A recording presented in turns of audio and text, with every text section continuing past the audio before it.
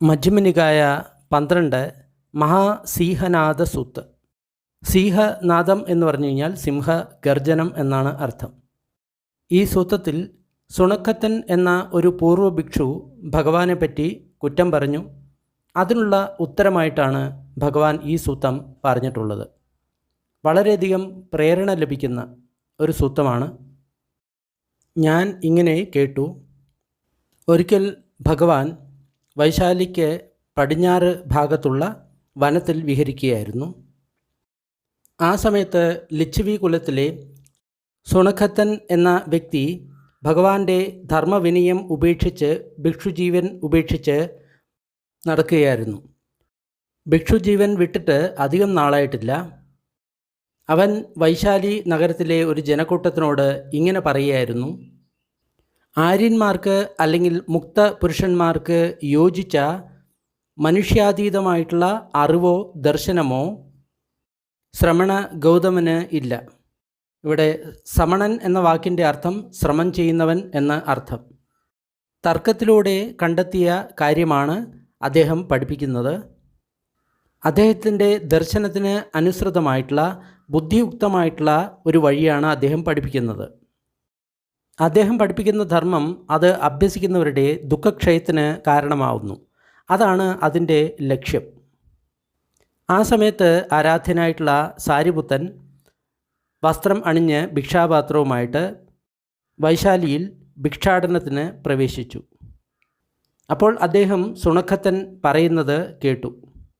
ഇതിൽ ഒരുപാട് ആവർത്തനമുണ്ട്, അതിനാൽ വളരെ ചുരുക്കി പറയാം. ശ്രമണ ഗൗതമന് മനുഷ്യർക്ക് അതീതമായിട്ടുള്ള ജ്ഞാനമോ ദർശനമോ ഒന്നും തന്നെ ഇല്ല. അദ്ദേഹത്തിൻ്റെ തർക്കവിതർക്കത്തിലൂടെ ബുദ്ധിയുക്തമായിട്ടുള്ള കാര്യത്തിലൂടെ പറഞ്ഞിട്ടുള്ള കാര്യമാണ് അദ്ദേഹം പഠിപ്പിക്കുന്നത്. അത് അഭ്യസിക്കുന്നവർക്ക് ദുഃഖക്ഷയത്തിന് കാരണമാകുന്നു. അതിനുശേഷം സാരിപുത്തൻ വൈശാലിയിൽ ഭിക്ഷാടനം കഴിഞ്ഞതിന് ശേഷം, ഭക്ഷണം കഴിഞ്ഞതിന് ശേഷം അദ്ദേഹം ബുദ്ധൻ്റെ അടുക്കൽ പോയി വന്ദിച്ചതിന് ശേഷം ഒരു ഭാഗത്ത് ഇരുന്നു. എന്നിട്ട് ബുദ്ധനോട് അദ്ദേഹം നടന്ന കാര്യങ്ങളെല്ലാം വിവരിച്ചു. സുണഖത്തൻ ഇങ്ങനെയാണ് പറയുന്നത്: താങ്കൾക്ക് മനുഷ്യർക്ക് അതീതമായിട്ടുള്ള ജ്ഞാനമോ ദർശനമോ ഒന്നുമില്ല. സ്വന്തം തർക്കത്തിലൂടെ ബുദ്ധിയിലൂടെ വരുന്ന കാര്യമാണ് താങ്കൾ പഠിപ്പിക്കുന്നത് എന്ന് പറയുന്നു.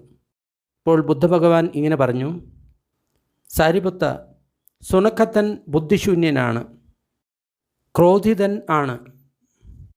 ക്രോധം മൂലമാണ് ആ വ്യക്തി ഇത്തരം കാര്യങ്ങൾ സംസാരിക്കുന്നത്. തഥാഗതനെ അല്ലെങ്കിൽ ബുദ്ധനെ നിന്ദിക്കുകയാണെന്നാണ് ആ വ്യക്തി കരുതുന്നത്.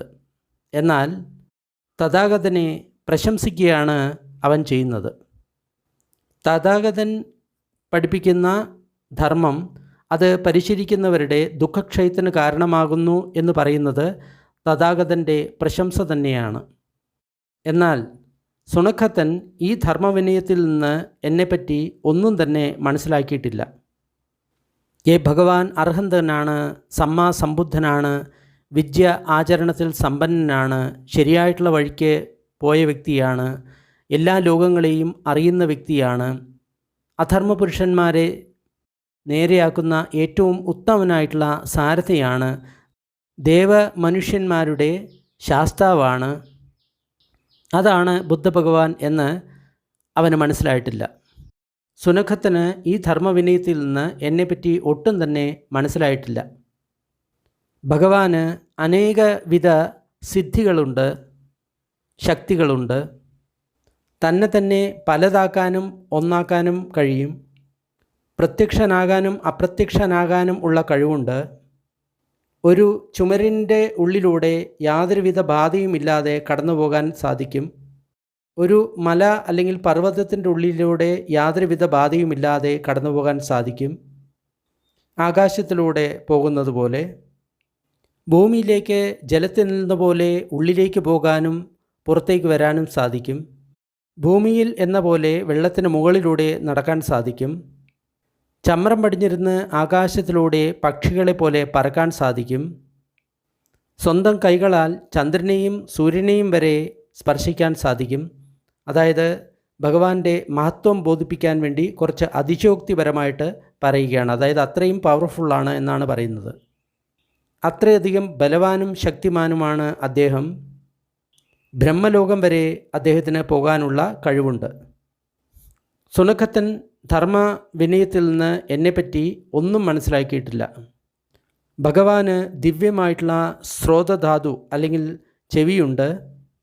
ആ ദിവ്യ സ്രോതം അല്ലെങ്കിൽ ആ ചെവി കൊണ്ട് അദ്ദേഹം ദൂരെയും സമീപത്തും ഉള്ള മനുഷ്യരുടെയും അതേപോലെ തന്നെ ദിവ്യമായിട്ടുള്ളതും ആയിട്ടുള്ള ശബ്ദങ്ങൾ അദ്ദേഹത്തിന് കേൾക്കാൻ സാധിക്കും. എന്നിരുന്നാലും സുനഖത്തിന് എൻ്റെ ധർമ്മവിനയത്തിൽ നിന്ന് ഒന്നും തന്നെ മനസ്സിലായിട്ടില്ല.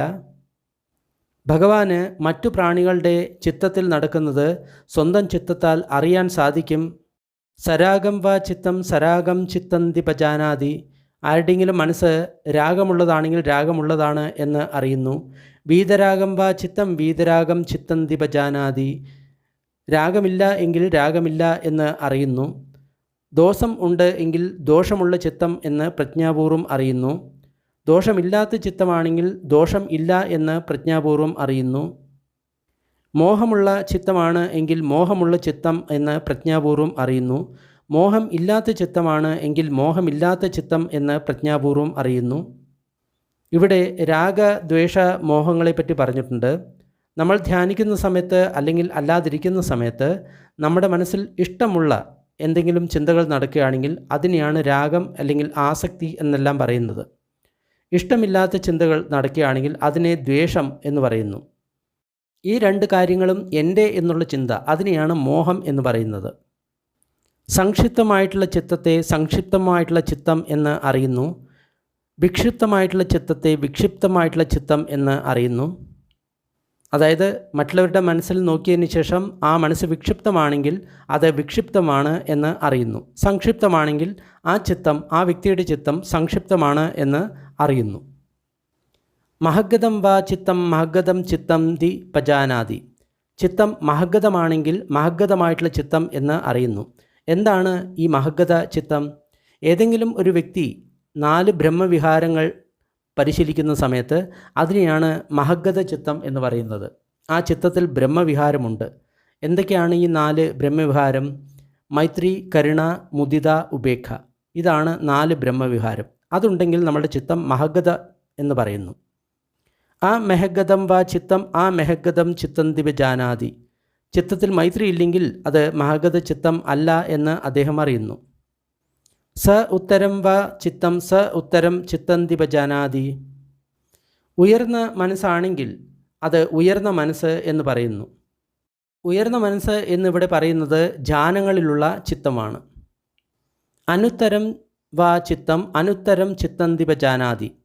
ധ്യാനത്തിൽ അല്ലാത്ത മനസ്സിനെ ധ്യാനത്തിലല്ലാത്ത മനസ്സ് എന്ന് അദ്ദേഹം അറിയുന്നു. സമാഹിതം വാ ചിത്തം സമാഹിതം ചിത്തന്തി പജാനാതി. ആരുടെയെങ്കിലും ചിത്തം സമാധിസ്ഥമാണ് എങ്കിൽ സമാധിസ്ഥമാണ് എന്നറിയുന്നു. അസമാഹിതം വാ ചിത്തം അസമാഹിതം ചിത്തന്തി പജാനാതി. ആരുടെയെങ്കിലും ചിത്തം സമാധിസ്ഥമല്ലെങ്കിൽ അത് സമാധിസ്ഥം അല്ല എന്ന് അദ്ദേഹം അറിയുന്നു. വിമുക്തം വാ ചിത്തം വിമുക്തം ചിത്തന്തി പജാനാതി. ആരുടെയെങ്കിലും ചിത്തം വിമുക്തമാണെങ്കിൽ അത് വിമുക്ത ചിത്തം എന്ന് പറയുന്നു. അവിമുക്തം വാ ചിത്തം അവിമുക്തം ചിത്തന്തി പജാനാതി. ചിത്തം വിമുക്തമല്ലെങ്കിൽ അതിനെ വിമുക്തമല്ല എന്ന് അറിയുന്നു. ഇവിടെ എന്താണ് വിമുക്ത ചിത്തം? നമ്മളുടെ ചിത്തം 5 നീവരണങ്ങളിൽ നിന്ന് വിമുക്തമാണെങ്കിൽ അതിനെയാണ് വിമുക്ത ചിത്തം എന്ന് പറയുന്നത്. മറ്റൊരു അർത്ഥം എന്ന് പറയുന്നത് വിമുക്തി നേടിയ ചിത്തം, മുക്തി നേടിയ ചിത്തം. അവിമുക്തം വാ ചിത്തം അവിമുക്തം ചിത്തന്തി പജാനാതി. ചിത്തം വിമുക്തമല്ലെങ്കിൽ അത് വിമുക്തമല്ല എന്ന് അദ്ദേഹം പ്രജ്ഞാപൂർവം അറിയുന്നു. തഥാഗതന് അല്ലെങ്കിൽ ബുദ്ധന് ഈ 10 ബലങ്ങളുണ്ട്.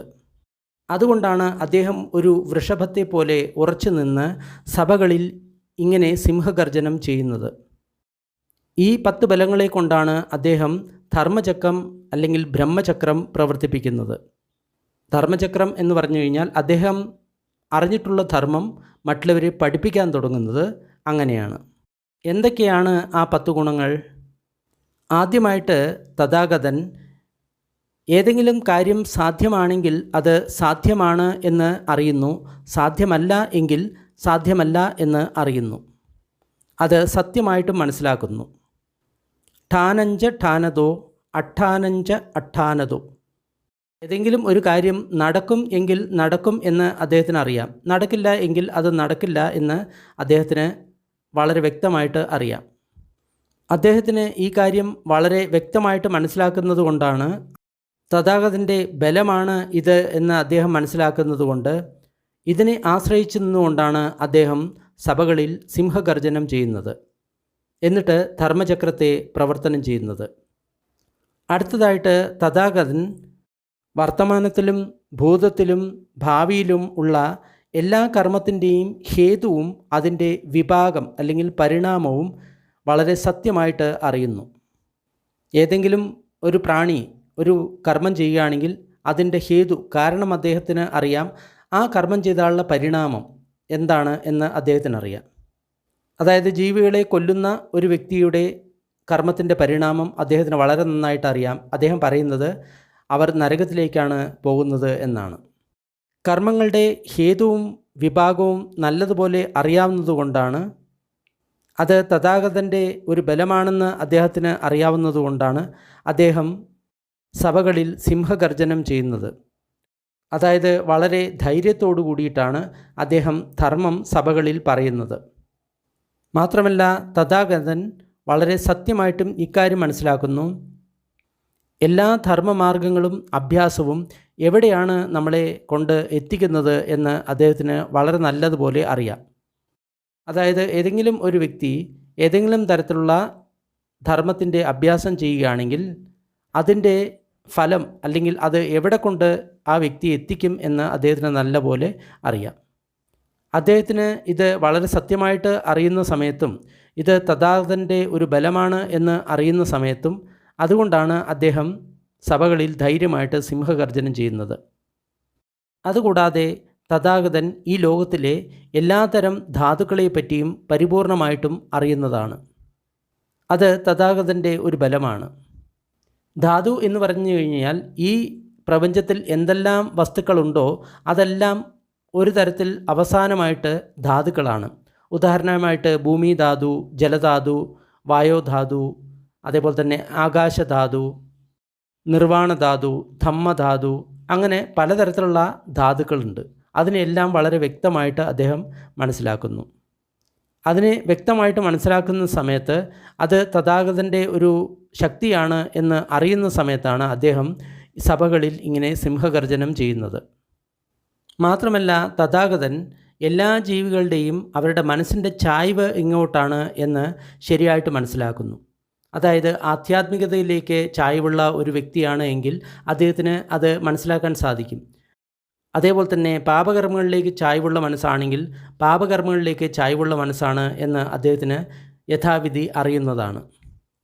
ഇതിനെ സത്യമായിട്ട് യഥാവിധി അറിയുന്നതിനാലും ഇത് ഒരു തഥാഗതൻ്റെ ശക്തിയാണ് എന്ന് അറിയുന്നതിനാലുമാണ് അദ്ദേഹം സഭകളിൽ സിംഹഗർജനം ചെയ്യുന്നത്.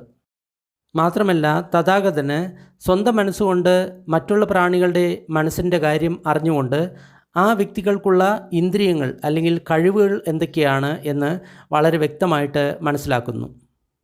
ഇതിനെ സത്യമായിട്ട് അറിയുന്നതുകൊണ്ടും ഇത് തഥാഗതൻ്റെ ഒരു ശക്തിയാണ് എന്ന് അറിയുന്നതുകൊണ്ടുമാണ് അദ്ദേഹം സഭകളിൽ സിംഹഗർജനം ചെയ്യുന്നത്. അതായത് സ്വന്തം മനസ്സുകൊണ്ട് മറ്റേതെങ്കിലും പ്രാണിയുടെ മനസ്സിലേക്ക് നോക്കുന്ന സമയത്ത് അതിൻ്റെ കഴിവുകൾ അദ്ദേഹത്തിന് തിരിച്ചറിയുന്നു. അതുകൂടാതെ തഥാഗതന് ധ്യാന, വിമുക്തി, സമാധി, സമാപത്തി ഇവയിലുള്ള കളങ്കങ്ങൾ, അതിനെ ശുദ്ധിയാക്കൽ, അതിൽ നിന്ന് എങ്ങനെ പുറത്തു വരണം എന്നുള്ള കാര്യത്തെപ്പറ്റി തഥാഗതന് വളരെ നല്ല അറിവുണ്ട്. അതായത് ധ്യാനിക്കുന്ന സമയത്ത് ഒരു വ്യക്തിക്ക് എന്തെല്ലാം പ്രശ്നങ്ങളുണ്ടാകും, അതിൽ നിന്ന് എങ്ങനെ അതിനെ ശരിയാക്കാം, ആ ധ്യാനത്തിൽ നിന്ന് എങ്ങനെ പുറത്തേക്ക് വരും, മുക്തിക്കുള്ള മാർഗത്തിൽ എന്തെല്ലാമാണ് പ്രശ്നം, അതിനെ എങ്ങനെ ശരിയാക്കാം, അതേപോലെ തന്നെ സമാധിയിലുള്ള പ്രശ്നങ്ങൾ എന്താണ്, അതിനെ എങ്ങനെ ശരിയാക്കാം, എങ്ങനെ അതിൽ നിന്ന് പുറത്തു വരാം, പിന്നെ ഇതിൻ്റെ എല്ലാം സമാപത്തി അല്ലെങ്കിൽ ഇതുകൊണ്ടുള്ള നേട്ടം എന്താണ് എന്ന് അദ്ദേഹത്തിന് വളരെ വ്യക്തമായിട്ട് അറിയാം. ഇത് സത്യമായിട്ട് അറിയാവുന്നതുകൊണ്ടും ഇത് തഥാഗതൻ്റെ ഒരു ശക്തിയാണ് എന്ന് അറിയുന്നതുകൊണ്ടുമാണ് അദ്ദേഹം സഭകളിൽ സിംഹഗർജനം ചെയ്യുന്നത്. അതുകൂടാതെ തഥാഗതൻ തൻ്റെ പലതരത്തിലുള്ള പൂർവ്വജന്മങ്ങളെ അദ്ദേഹം ഓർക്കുന്നു. അതായത് 1, 2, 3, 4, 5, 10, 20, 40, 50, 100, 1000, ലക്ഷം, ലോകം ചുരുങ്ങുന്ന അനേക കൽപ്പങ്ങൾ, ലോകം വികസിക്കുന്ന അനേക കൽപ്പങ്ങൾ, ചുരുങ്ങുകയും വികസിക്കുകയും ചെയ്യുന്ന അനേക കൽപ്പങ്ങൾ, അതിലെല്ലാം പൂർവ്വജന്മങ്ങളെ അദ്ദേഹം ഓർക്കുന്നു. ഇവിടെ ചുരുങ്ങുക, വികസിക്കുക എന്ന് പറയുന്നത് നമ്മളുടെ ഗാലക്സീസ് ഇപ്പോൾ വികസിച്ചു കൊണ്ടിരിക്കുകയാണ്. ഇനി കുറച്ചുകൂടി കഴിഞ്ഞ് കഴിഞ്ഞാൽ അത് ചുരുങ്ങും. അതാണ് അദ്ദേഹം ഇവിടെ പറയുന്നത്. അവിടെ എൻ്റെ പേര് ഇന്നതായിരുന്നു, എൻ്റെ കുലം ഇന്നതായിരുന്നു, എൻ്റെ വേഷം ഇങ്ങനെയായിരുന്നു, എൻ്റെ ഭക്ഷണം ഇങ്ങനെയായിരുന്നു, ഈ തരത്തിലാണ് ഞാൻ സുഖദുഃഖങ്ങൾ അനുഭവിച്ചത്, അതിനുശേഷം ഇങ്ങനെയാണ് എൻ്റെ ജീവിതം അവസാനിച്ചത്, എൻ്റെ ജീവിതം ഇങ്ങനെ അവസാനിച്ചതിന് ശേഷം ഞാൻ ഇവിടെ വന്ന് വീണ്ടും ജനിച്ചു, അവിടെ എൻ്റെ പേര് ഇതായിരുന്നു, കുലം ഇതായിരുന്നു, എൻ്റെ വേഷം ഇതായിരുന്നു, ഇതായിരുന്നു എൻ്റെ ഭക്ഷണം, ഇന്ന രീതിയിൽ ഞാൻ സുഖദുഃഖങ്ങൾ അനുഭവിച്ചു, അങ്ങനെയാണ് എൻ്റെ ജീവിതം അവസാനിച്ചത്, അതിനുശേഷം ആ സ്ഥലത്ത് നിന്ന് ഞാൻ ഇവിടെ വന്ന് ജനിച്ചു. അങ്ങനെ അദ്ദേഹത്തിന് തൻ്റെ പൂർവ്വജന്മങ്ങളെ വിശദമായിട്ട് ഓർത്തെടുക്കാൻ സാധിക്കും. അതിൻ്റെ എല്ലാ വിശദാംശങ്ങളോടും കൂടി അദ്ദേഹത്തിന് അത് മനസ്സിലാക്കാൻ സാധിക്കും. ഈ കഴിവിനെ പുബ്ബേ നിവാസാനുസതി എന്ന് പറയും, പൂർവ്വജന്മങ്ങളുടെ സ്മരണം. ഇതിനെ സത്യമായിട്ട് അറിയുന്നതുകൊണ്ടും ഇത് തഥാഗതൻ്റെ ഒരു ബലമാണ് എന്ന് അറിയുന്നതുകൊണ്ടും അദ്ദേഹം സഭകളിൽ സിംഹഗർജനം ചെയ്യുന്നു. അതായത് വളരെ ആത്മവിശ്വാസത്തോടുകൂടി അദ്ദേഹം സംസാരിക്കുന്നു.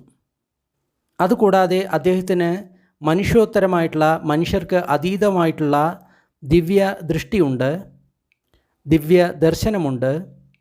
അതിനാൽ അദ്ദേഹം പല പ്രാണികളുടെയും ജനനവും മരണവും കാണുന്നു.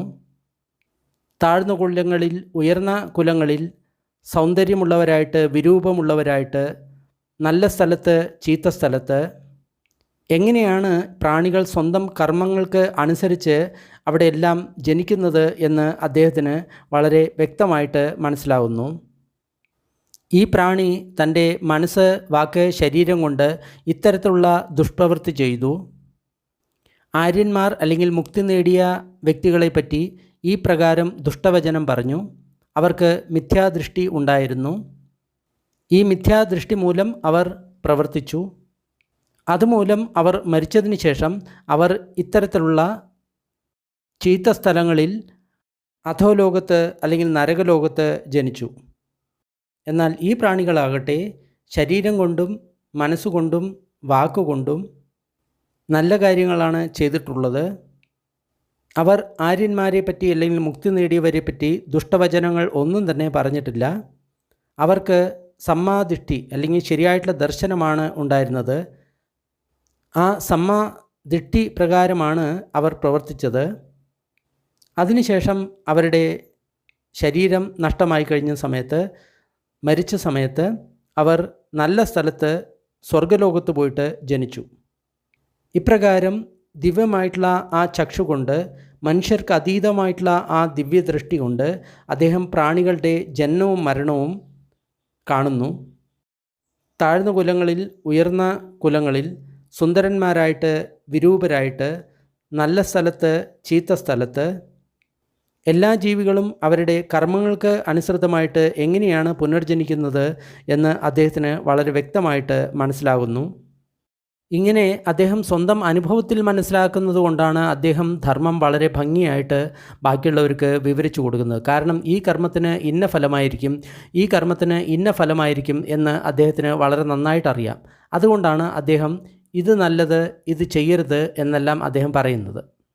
അദ്ദേഹം സർവജ്ഞനാണ്. അതിനാൽ തൻ്റെ മനസ്സ് എവിടെ വയ്ക്കുന്നുവോ അതിൻ്റെ രഹസ്യങ്ങൾ ഓട്ടോമാറ്റിക്കായിട്ട് പ്രകൃതി അദ്ദേഹത്തിന് മനസ്സിലാക്കി കൊടുക്കുന്നു. ഇക്കാര്യം വളരെ സത്യമായിട്ട് മനസ്സിലാക്കുന്നത് കൊണ്ടും ഇത് തഥാഗതൻ്റെ ഒരു ശക്തിയാണ് എന്ന് അറിയാവുന്നതുകൊണ്ടുമാണ് അദ്ദേഹം സഭകളിൽ സിംഹഗർജനം ചെയ്യുന്നത്. അതുകൂടാതെ ആസവക്ഷയം ആയതുകൊണ്ട് അദ്ദേഹം ഈ ജീവിതത്തിൽ ഇപ്പോൾ തന്നെ പ്രജ്ഞാവിമുക്തിയും ചേതോ വിമുക്തിയും സ്വന്തം അനുഭവത്താൽ നേടിയിട്ടുണ്ട്. രണ്ട് തരം മുക്തി അല്ലെങ്കിൽ മോക്ഷങ്ങളെക്കുറിച്ചിട്ടാണ്, നിർവ്വാണങ്ങളെക്കുറിച്ചിട്ടാണ് ഇവിടെ പറഞ്ഞിട്ടുള്ളത്. ഒന്ന് പഞ്യാവിമുക്തി അല്ലെങ്കിൽ പ്രജ്ഞാവിമുക്തി, രണ്ട് ചേതോ വിമുക്തി. ഇവിടെ രണ്ടും തമ്മിലുള്ള വ്യത്യാസം എന്തെന്നാൽ ചേതോ വിമുക്തി എന്ന് പറയുന്ന സമയത്ത് മനസ്സിനെ ശാന്തമാക്കി അതിലെ വികാരങ്ങൾ നഷ്ടമാക്കുക എന്നുള്ള ഒരു കാര്യമാണ്. അതിനെയാണ് ചേതോ വിമുക്തി എന്ന് പറയുന്നത്. പഞ്യാ വിമുക്തി എന്ന് പറയുന്ന സമയത്ത് നമ്മളുടെ ഉള്ളിലുള്ള എല്ലാ ധർമ്മങ്ങളും അനിത്യമാണ്, ദുഃഖമാണ്, അനാത്മകമാണ് എന്ന് പ്രജ്ഞയാൽ അറിഞ്ഞുകൊണ്ടുള്ള വിമുക്തി. അതാണ് ഇത് രണ്ടും തമ്മിലുള്ള വ്യത്യാസം. ബുദ്ധൻ ഉഭയോ വിമുക്തനാണ്. അദ്ദേഹത്തിന് പ്രജ്ഞാവിമുക്തിയുമുണ്ട്, ചേതോ വിമുക്തിയുമുണ്ട്. ചേതോ വിമുക്തി ഉള്ളവർക്കാണ് ഈ പൂർവ്വജന്മങ്ങളുടെ ഓർമ്മയും അതേപോലെ തന്നെ മറ്റുള്ള സിദ്ധികളും ഉണ്ടാകുന്നത്. പ്രജ്ഞാവിമുക്തന്മാർക്ക് ഇത് ഉണ്ടാകില്ല. ഇത് മറ്റൊരു സൂത്രത്തിൽ പറയുന്നുണ്ട്. ചിലപ്പോൾ ആൾക്കാർ പറയും ആ വ്യക്തി മുക്തനെന്ന് അവകാശപ്പെടുന്നു, പക്ഷേ ആ വ്യക്തിക്ക് ഇതേപോലെ തന്നെ പൂർവ്വജന്മങ്ങളെ സ്മരിക്കാനുള്ള കഴിവൊന്നും ഇല്ല, അതേപോലെ തന്നെ മറ്റുള്ള ദിവ്യശക്തികൾ ഒന്നും തന്നെ ഇല്ല എന്ന് പറയും. അതിൻ്റെ കാരണം ആ വ്യക്തി പ്രജ്ഞയാൽ വിമുക്തനാണ് എന്നുള്ളതാണ്. ബാക്കിയുള്ള സിദ്ധികളും ബാക്കിയുള്ള കാര്യങ്ങളും മനോശക്തി കൊണ്ട് നേടുന്നതാണ്. ഈ കാര്യങ്ങളെ വളരെ സത്യമായിട്ട് മനസ്സിലാക്കുന്നതുകൊണ്ടും ഇത് തഥാഗതൻ്റെ ഒരു ശക്തിയാണ് എന്ന് മനസ്സിലാക്കുന്നതുകൊണ്ടുമാണ് അദ്ദേഹം സഭകളിൽ സിംഹഗർജനം ചെയ്യുന്നത്. അതുമൂലമാണ് അദ്ദേഹം ബ്രഹ്മചക്രം പ്രവർത്തിപ്പിക്കുന്നത്. ഒരു തഥാഗതന് ഈ തഥാഗതൻ്റെ ഈ 10 ബലങ്ങളുണ്ട്. ഈ 10 ബലങ്ങൾ ഉള്ളതുകൊണ്ടാണ് അദ്ദേഹം ഒരു വൃഷഭത്തെ പോലെ ഒരു സഭയിൽ സിംഹഗർജനം ചെയ്യുന്നതും അതേപോലെ തന്നെ ബ്രഹ്മചക്രം അല്ലെങ്കിൽ ധർമ്മചക്രം പ്രവർത്തിപ്പിക്കുന്നതും. അതായത് മറ്റുള്ളവരെ ധർമ്മം പഠിപ്പിക്കുന്നതും അതിൻ്റെ കാരണം ഈ 10 ബലങ്ങളാണ്. സാരിപുത്ത, ഞാൻ ഇപ്രകാരം കാണുന്നു, അതേപോലെ തന്നെ അറിയുന്നു, എന്നിട്ടും ഏതെങ്കിലും ഒരു വ്യക്തി എന്നെപ്പറ്റി ഇങ്ങനെ പറയുകയാണ്, ശ്രമണ ഗൗതമന് മനുഷ്യോത്തരമായിട്ടുള്ള യാതൊരുവിധ ദർശനമോ അല്ലെങ്കിൽ അറിവോ ഇല്ല, ആര്യന്മാർക്കുള്ള ഒരു കാര്യവും അദ്ദേഹത്തിന് ഇല്ല, അദ്ദേഹം സ്വന്തം തർക്കവിതർക്കത്തിലൂടെ മനസ്സിലാക്കിയ കാര്യമാണ് ആൾക്കാരെ പഠിപ്പിക്കുന്നത്, സ്വന്തം ബുദ്ധിക്കനുസരിച്ചിട്ടുള്ള ഒരു യുക്തമായിട്ടുള്ള ഒരു അന്വേഷണത്തിലൂടെയാണ് അദ്ദേഹം ഇത് കണ്ടുപിടിച്ചിട്ടുള്ളത്. ആ വ്യക്തി ഇത്തരത്തിലുള്ള ഭാഷണവും ചിന്തയും ഉപേക്ഷിക്കുന്നില്ലെങ്കിൽ, ആ ദൃഷ്ടിയെ കളയുന്നില്ലെങ്കിൽ അവർ നരകത്തിൽ പോയി പിറക്കേണ്ടി വരും. അത് എപ്രകാരം ആണെന്ന് വെച്ച് കഴിഞ്ഞാൽ, ഒരു ഭിക്ഷു ശീലസമ്പന്നനാണ്, സമാധിസമ്പന്നനാണ്, പ്രജ്ഞാസമ്പന്നനാണ് എങ്കിൽ ആ വ്യക്തി ഈ ജന്മത്തിൽ തന്നെ മുക്തനാകുന്നതാണ്. ആ ശീലം, സമാധി, പ്രജ്ഞ അതിൻ്റെ ഫലം ഇതാണ് എന്ന് ഞാൻ പറയുന്നു. അതുപോലെ തന്നെ ആ വ്യക്തി ആ തരത്തിലുള്ള ഭാഷണം, ആ തരത്തിലുള്ള ചിന്ത അതിനെ ഉപേക്ഷിക്കുന്നില്ല എങ്കിൽ ആ വ്യക്തി നരകത്തിൽ പോയിട്ട് പതിക്കുന്നതാണ്. സാരിപുത്ത, തഥാഗതന് ഈ 4 തരത്തിലുള്ള ആത്മവിശ്വാസമുണ്ട്. ബസാരജ്ജാനി. ഇതുകൊണ്ടാണ് അദ്ദേഹം ഒരു വൃഷഭത്തെ പോലെ ഉറച്ചു നിന്നുകൊണ്ട് സഭകളിൽ സിംഹഗർജനം ചെയ്യുന്നത്, എന്നിട്ട് ബ്രഹ്മചക്രം പ്രവർത്തനം ചെയ്യുന്നത്. 4 എന്തൊക്കെയാണ്?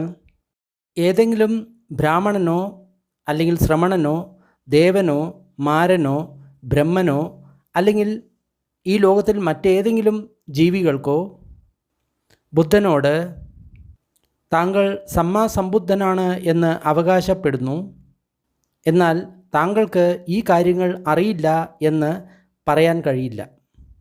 ഈ രീതിയിൽ അദ്ദേഹത്തെ നിന്ദിക്കാൻ ഒരു വ്യക്തിക്കും കഴിയില്ല.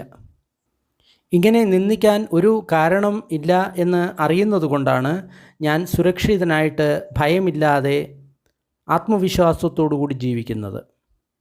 അതായത് ലോകത്തിലെ ഒരു വ്യക്തിക്കും, അത് ദേവന്മാരായാലും ബ്രഹ്മന്മാരായാലും, താങ്കൾ സംബുദ്ധനാണെന്ന് അവകാശപ്പെടുന്നു, പക്ഷേ താങ്കൾക്ക് ഇത്തരം കാര്യങ്ങൾ അറിയില്ല എന്ന് പറയാൻ ആർക്കും സാധിക്കില്ല, ആർക്കും കഴിയില്ല. അതുകൂടാതെ ഈ ലോകത്തിൽ ഒരു ശ്രമണ ബ്രാഹ്മണന്മാർക്കും ദേവന്മാർക്കും മാരന്മാർക്കും ബ്രഹ്മന്മാർക്കും മറ്റ് ഏതൊരു അന്യ ജീവികൾക്കും ബുദ്ധനെ ഈ രീതിയിൽ നിന്ദിക്കാൻ സാധ്യമല്ല. താങ്കൾ ആശ്രവങ്ങളെ അല്ലെങ്കിൽ കളങ്കങ്ങളെ ഇല്ലാതാക്കിയ ഒരു സമ്യക് സംബുദ്ധനാണെന്ന് അവകാശപ്പെടുന്നു, എന്നാൽ താങ്കളിൽ ഈ ആശ്രവങ്ങൾ അല്ലെങ്കിൽ കളങ്കങ്ങൾ ഉണ്ട് എന്ന് പറയാൻ ആർക്കും സാധ്യമല്ല. ഇത് അറിഞ്ഞുകൊണ്ട് തന്നെയാണ് ഞാൻ സുരക്ഷിതനായിട്ട് ഭയമില്ലാതെ അതേപോലെ തന്നെ ആത്മവിശ്വാസത്തോടു കൂടി ജീവിക്കുന്നത്. ഈ ലോകത്തിലെ ഏതെങ്കിലും ശ്രമണനോ ബ്രാഹ്മണനോ ദേവനോ മാരനോ ബ്രഹ്മനോ അല്ലെങ്കിൽ മറ്റേതെങ്കിലും ജീവികൾക്കോ ബുദ്ധനോട് ഇങ്ങനെ പറയാൻ സാധിക്കില്ല, അല്ലെങ്കിൽ ഇങ്ങനെ നിന്ദിക്കാൻ സാധിക്കില്ല. താങ്കൾ ചില കാര്യങ്ങൾ ജീവികൾക്ക് ബാധയാണ്, അത് ചെയ്യാൻ പാടില്ല എന്ന് പറയുന്നുണ്ട്. പക്ഷേ ആ കാര്യങ്ങൾ ചെയ്തതുകൊണ്ട് ഒരു പ്രശ്നവും ഇല്ല, ഒരു ബാധയും ഇല്ല എന്ന് ബുദ്ധനോട് പറയാൻ ഒരു വ്യക്തിക്കും സാധിക്കില്ല. ഏതെങ്കിലും ഒരു കർമ്മങ്ങൾ അദ്ദേഹം മുക്തിക്ക് ബാധയാണ് എന്ന് പറഞ്ഞിട്ടുണ്ടെങ്കിൽ അത് തീർച്ചയായിട്ടും ബാധ തന്നെയാണ്. അതല്ല എന്ന് ഒരു വ്യക്തിക്കും ലോകത്തിൽ അദ്ദേഹത്തിനോട് പറയാൻ സാധിക്കില്ല. അതറിഞ്ഞുകൊണ്ട് തന്നെയാണ് ഞാൻ സുരക്ഷിതനായിട്ട് ഭയമില്ലാതെ ആത്മവിശ്വാസത്തോടുകൂടി ജീവിക്കുന്നത്. അതുകൂടാതെ ഈ ലോകത്തിലെ ഏതെങ്കിലും ശ്രമണനോ ബ്രാഹ്മണനോ ദേവനോ മാരനോ ബ്രഹ്മനോ അല്ലെങ്കിൽ മറ്റേതെങ്കിലും പ്രാണികൾക്കോ ബുദ്ധനെ ഇങ്ങനെ പറഞ്ഞ് നിന്ദിക്കാൻ സാധിക്കില്ല. താങ്കൾ പറയുന്ന അഭ്യാസം അത് അഭ്യസിക്കുന്നവരുടെ ദുഃഖവിമുക്തിക്ക് കാരണമാകില്ല എന്ന് ഒരാൾക്കും അദ്ദേഹത്തിനോട് പറയാൻ സാധിക്കില്ല. അദ്ദേഹം പഠിപ്പിച്ചിട്ടുള്ള കാര്യങ്ങളിലൂടെ പോവുകയാണെങ്കിൽ ഒരു വ്യക്തിക്ക് ദുഃഖമുക്തി ഉണ്ടാകുക തന്നെ ചെയ്യും. ഈ ഒരു കാരണം ഇല്ലാത്തതിനാലാണ് ഞാൻ സുരക്ഷിതനായിട്ട് ഭയമില്ലാതെ ആത്മവിശ്വാസത്തോടു കൂടി ജീവിക്കുന്നത്. ഒരു തഥാഗതന് ഈ 4 തരത്തിലുള്ള ആത്മവിശ്വാസം ഉണ്ട്. അതുകൊണ്ടാണ് അദ്ദേഹം ഒരു വൃഷഭത്തെ പോലെ ഉറച്ചു നിന്നുകൊണ്ട് സഭകളിൽ സിംഹഗർജനം ചെയ്യുന്നത്, എന്നിട്ട് ബ്രഹ്മചക്രം പ്രവർത്തിപ്പിക്കുന്നത് അല്ലെങ്കിൽ ധർമ്മചക്രം പ്രവർത്തിപ്പിക്കുന്നത്. അതായത് ധർമ്മം പഠിപ്പിക്കുന്നത് ഈ ആത്മവിശ്വാസത്താലാണ് എന്നാണ് അദ്ദേഹം പറയുന്നത്. സാരിപുത്ത, ഞാൻ ഇപ്രകാരം അറിയുന്നു, അതേപോലെ തന്നെ കാണുന്നു.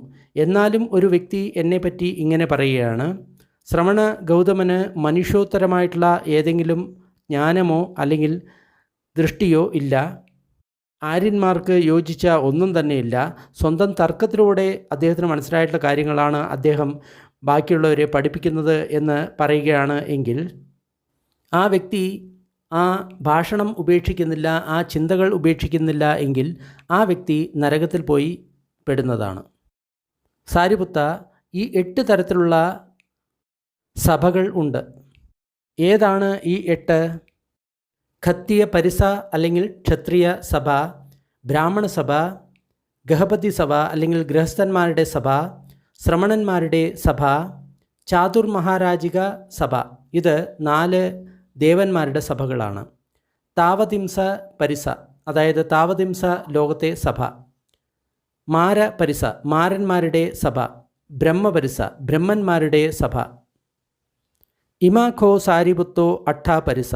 സാരിപുത്ത, ഇതാണ് ആ 8 സഭകൾ. നേരത്തെ പറഞ്ഞ 4 ആത്മവിശ്വാസങ്ങൾ കൊണ്ടാണ് തഥാഗതൻ ഈ 8 സഭകളിലേക്കും കയറി ചെല്ലുന്നത്. 100 കണക്കിന് ക്ഷത്രിയന്മാരുടെ സഭകളിലേക്ക് പോയതായിട്ട് എനിക്ക് ഓർക്കാൻ സാധിക്കും.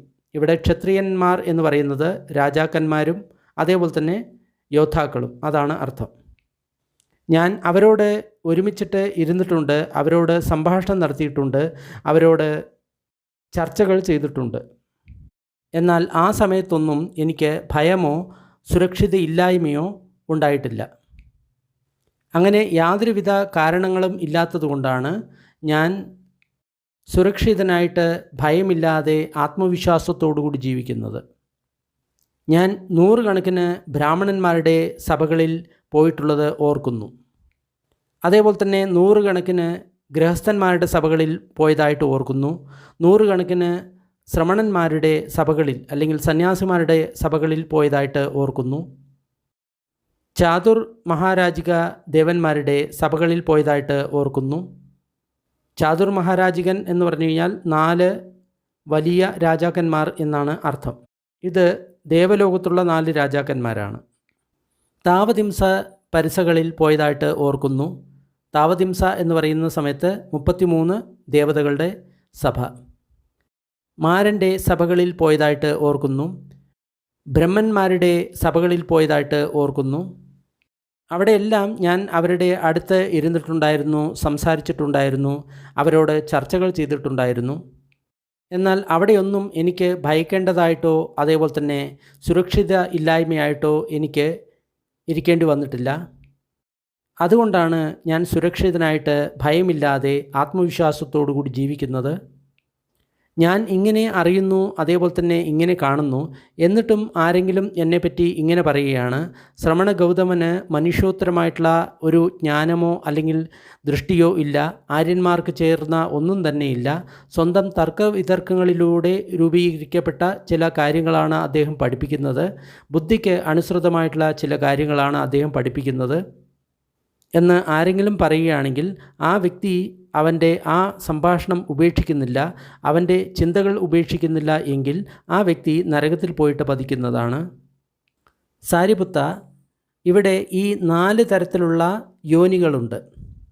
ഇവിടെ യോനി എന്ന് പറയുന്നത് 4 തരത്തിലുള്ള ജന്മങ്ങളെ ഉദ്ദേശിച്ചിട്ടാണ്.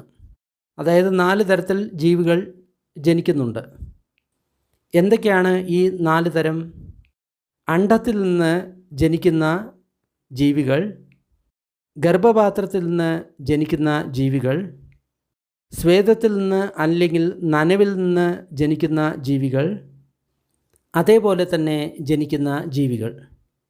അതായത് ഗർഭപാത്രത്തിൽ വരാതെ എപ്രകാരം മരിച്ചോ അതേപോലെ തന്നെ ജനിക്കുന്ന പ്രാണികൾ. ഇതിനെ പാലിയിൽ അണ്ഡജയോനി, ജലാഭുജയോനി, സംസേദജയോനി, ഓപപാതിക യോനി എന്ന് പറയുന്നു. സാരിപുത്ത, അണ്ഡജയോനി എന്താണ്? സാരിപുത്ത, ചില ജീവികൾ അണ്ഡത്തെ പൊട്ടിച്ചുകൊണ്ട് പുറത്തു വരാറുണ്ട്. അതിനെയാണ് അണ്ഡജയോനി എന്ന് പറയുന്നത്. സാരിപുത്ത, ജലാഭുജ യോനി എന്ന് പറഞ്ഞു കഴിഞ്ഞാൽ എന്താണ്? ചില ജീവികൾ ഗർഭപാത്രത്തെ പൊട്ടിച്ചുകൊണ്ട് പുറത്തു വരാറുണ്ട്. അതിനെയാണ് ജലാഭുജ യോനി എന്ന് പറയുന്നത്. നമ്മൾ മനുഷ്യരെല്ലാവരും ഈ ജലാഭുജ യോനികളാണ്. പക്ഷികൾ മിക്കതും അണ്ഡജ യോനികളാണ്. സാരിപുത്ത, ഈ സംസേദജ യോനി അല്ലെങ്കിൽ സ്വേദത്തിൽ നിന്ന് നനവിൽ നിന്ന് ഉണ്ടാകുന്ന ജീവികൾ ഏതൊക്കെയാണ്? സാരിപുത്ത, ചീയുന്ന മത്സ്യത്തിൽ, അതേപോലെ തന്നെ ചീയുന്ന മൃതദേഹത്തിൽ, ചീയുന്ന മാവിൽ, ചളിയുടെ കുളത്തിൽ, അതേപോലെ തന്നെ ചളി നിറഞ്ഞ ഗർത്തത്തിൽ ഒരുപാട് ജീവികൾ പെറ്റുപെരുകുന്നു. ഇതിനെയാണ് സംസേദജ യോനി എന്ന് പറയുന്നത്, അല്ലെങ്കിൽ നനവിൽ നിന്ന് ഉണ്ടാകുന്ന ജീവികൾ എന്ന് പറയുന്നത്. ഓപപാതിക യോനി എന്നാൽ എന്താണ്? അതായത് ഗർഭപാത്രത്തിൽ പോകാതെ ഡയറക്റ്റായിട്ട് ജനിക്കുന്ന ജീവികൾ ഏതെല്ലാമാണ്? ദേവ, നരയിക, ഏകച്ഛാച മനുസ്സ, ഏകച്ഛാച വിനിപാതിക. ദേവന്മാരെല്ലാം നേരിട്ട് പോയിട്ട് ജനിക്കുന്നവരാണ്. അതായത് ഒരു മനുഷ്യൻ ജനിച്ചിട്ട് ദേവതയാവുകയാണെങ്കിൽ അത് ഗർഭപാത്രത്തിലൊന്നും പോയില്ല, നേരെ പോയിട്ട് ദേവനായിട്ട് ജനിക്കും. അതേപോലെ തന്നെ നരകത്തിലെ ജീവികൾ, ഒരു വ്യക്തി മരിക്കുകയാണെങ്കിൽ, നരകത്തിൽ പോകുന്ന വ്യക്തിയാണെങ്കിൽ അത് നേരെ നരകത്തിൽ പോയിട്ട് ജനിക്കുകയായിരിക്കും ചെയ്യുക. ചില മനുഷ്യർ ഇങ്ങനെ വരാറുണ്ട്. അതേപോലെ തന്നെ പശു പക്ഷിവർഗത്തിൽപ്പെട്ട ചില ജീവികളും ഇതേപോലെ തന്നെ വരാറുണ്ട്. ഇവിടെ ചില വ്യക്തികൾ എന്ന് പറഞ്ഞപ്പോൾ നമ്മൾക്ക് ചിലപ്പോൾ സംശയം തോന്നാം. പക്ഷേ ചില യോഗികൾ അവർ മരിച്ചു കഴിഞ്ഞു കഴിഞ്ഞാലും വീണ്ടും അവർക്ക് പൂർവ്വ രീതിയിൽ സ്വന്തം ശരീരത്തെ സൃഷ്ടിക്കാൻ കഴിവുണ്ട്. അതുകൊണ്ടാണ് ചില മനുഷ്യർ എന്ന് ഇവിടെ പറഞ്ഞത്. അയം വുച്ഛതി സാരിപുത്ത ഓപപാതിക യോനി. ഇതിനെയാണ് ഞാൻ സ്വയം ഉണ്ടാകുന്ന ജീവികൾ എന്ന് പറഞ്ഞിട്ടുള്ളത്.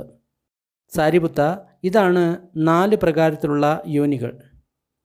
സാരിപുത്ത, ഞാൻ ഇപ്രകാരം അറിയുന്നു, കാണുന്നു, എന്നിട്ടും ചില വ്യക്തികൾ ഇപ്രകാരം പറയുകയാണ്, ശ്രമണ ഗൗതമന് മനുഷ്യോത്തരമായിട്ടുള്ള ജ്ഞാനമോ ദർശനമോ ഒന്നും തന്നെയില്ല, ആര്യന്മാർക്ക് യോജിച്ച ഒന്നും തന്നെയില്ല, അദ്ദേഹം സ്വന്തം തർക്കവിതർക്കത്തിലൂടെ രൂപീകരിച്ചിട്ടുള്ള കാര്യമാണ് ശിഷ്യന്മാരോട് പറയുന്നത് എന്ന് പറയുകയാണെങ്കിൽ, ആ വ്യക്തി തൻ്റെ ആ സംസാരം ഉപേക്ഷിച്ചിട്ടില്ല, ആ ചിന്തകൾ ഉപേക്ഷിച്ചിട്ടില്ല എങ്കിൽ ആ വ്യക്തി നരകത്തിൽ പോയിട്ട് പതിക്കുന്നതാണ്.